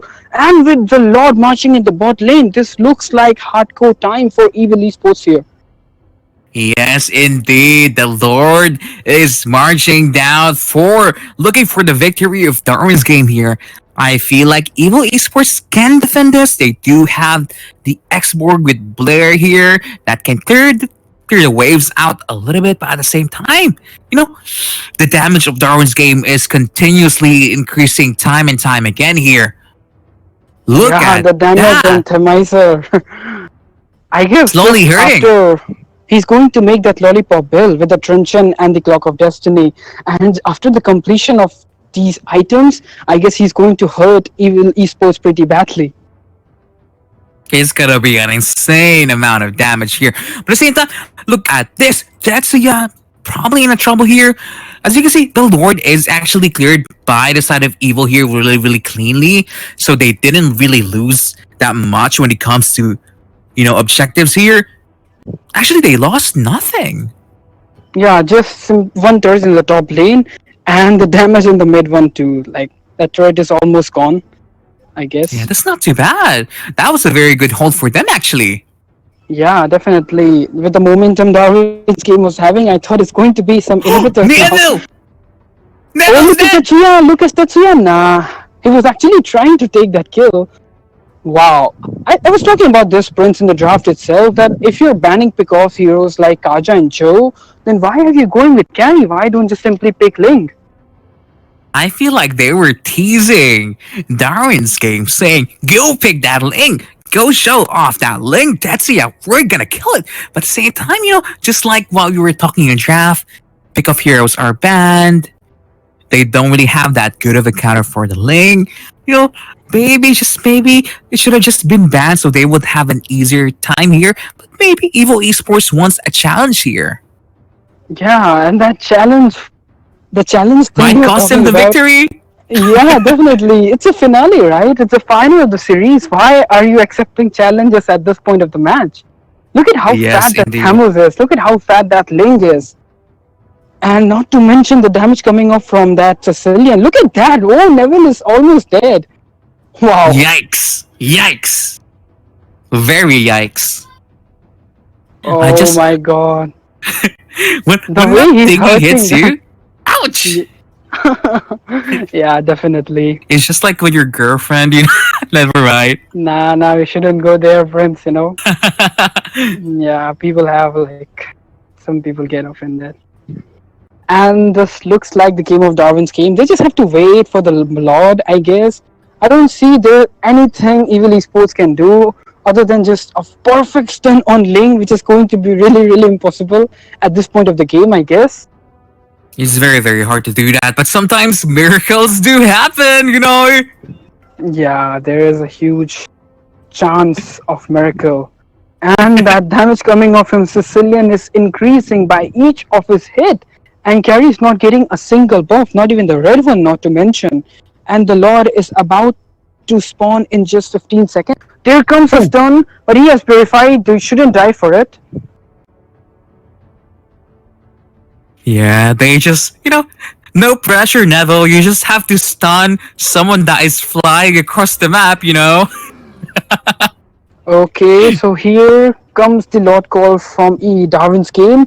Tetsuya is on the Lord. I guess there should be just Thamos to help him right there because both of them can actually take the Lord other than Tetsuya soloing the Lord. Right? It's gonna be very hard for him because of his build. He doesn't have enough life steal actually to sustain the Lord. I play Ling now. I practice it because my squad needs me to do so. But there you go. The Lord easily going here for the side of Darwin's game. Yikes! Rook might be in trouble here. Rook was like Yeah. 1 HP, but look at that damage coming up from Player. that Sicilian. Wow, that was just too much. This is what I was talking about from the beginning itself, Prince. The late the game goes, that Sicilian is going to hurt you. And Who? he's doing it currently. Oh, the Purify was up, but never Oh, mind. he died. The stem was connected with the Abyssal Trap, and that resulted with a kill. And now this looks like the opening Evil Esports needed because they have carry and export. They can actually defend the Lord very easily, even without losing the ender. anything. Yeah. Yeah. Wow.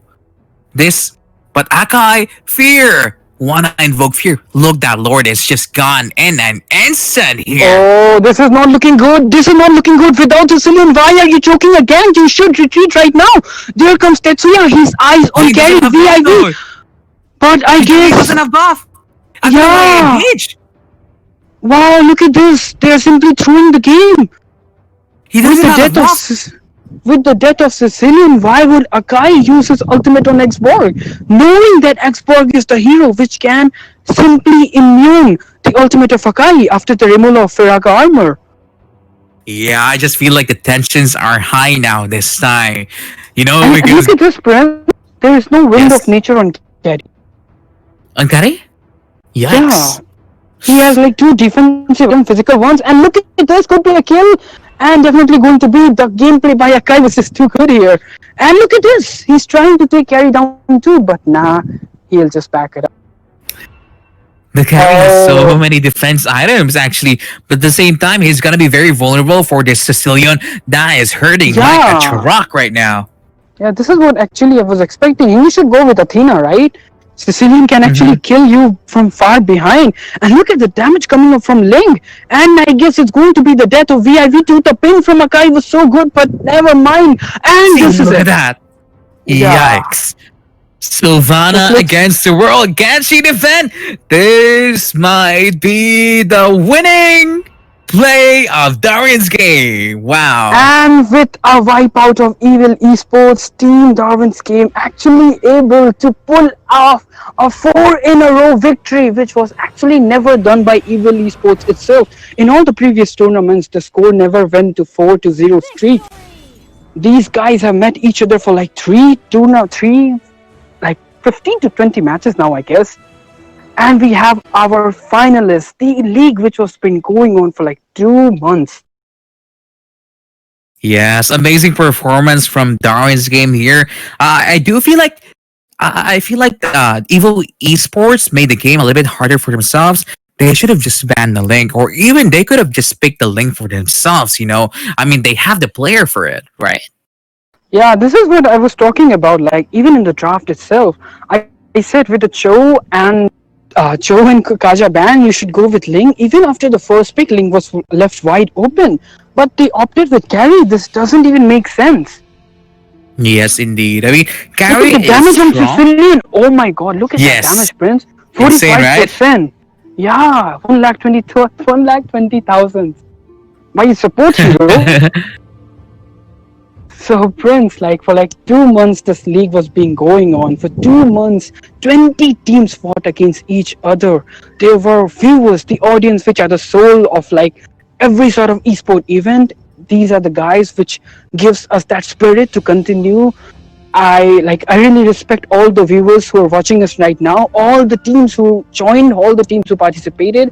Like, there were 20 teams. I respect all of you. You played so well, but in the end, we have our finalist winner, and it's going to be no other than the people's favorite Darwin's game itself.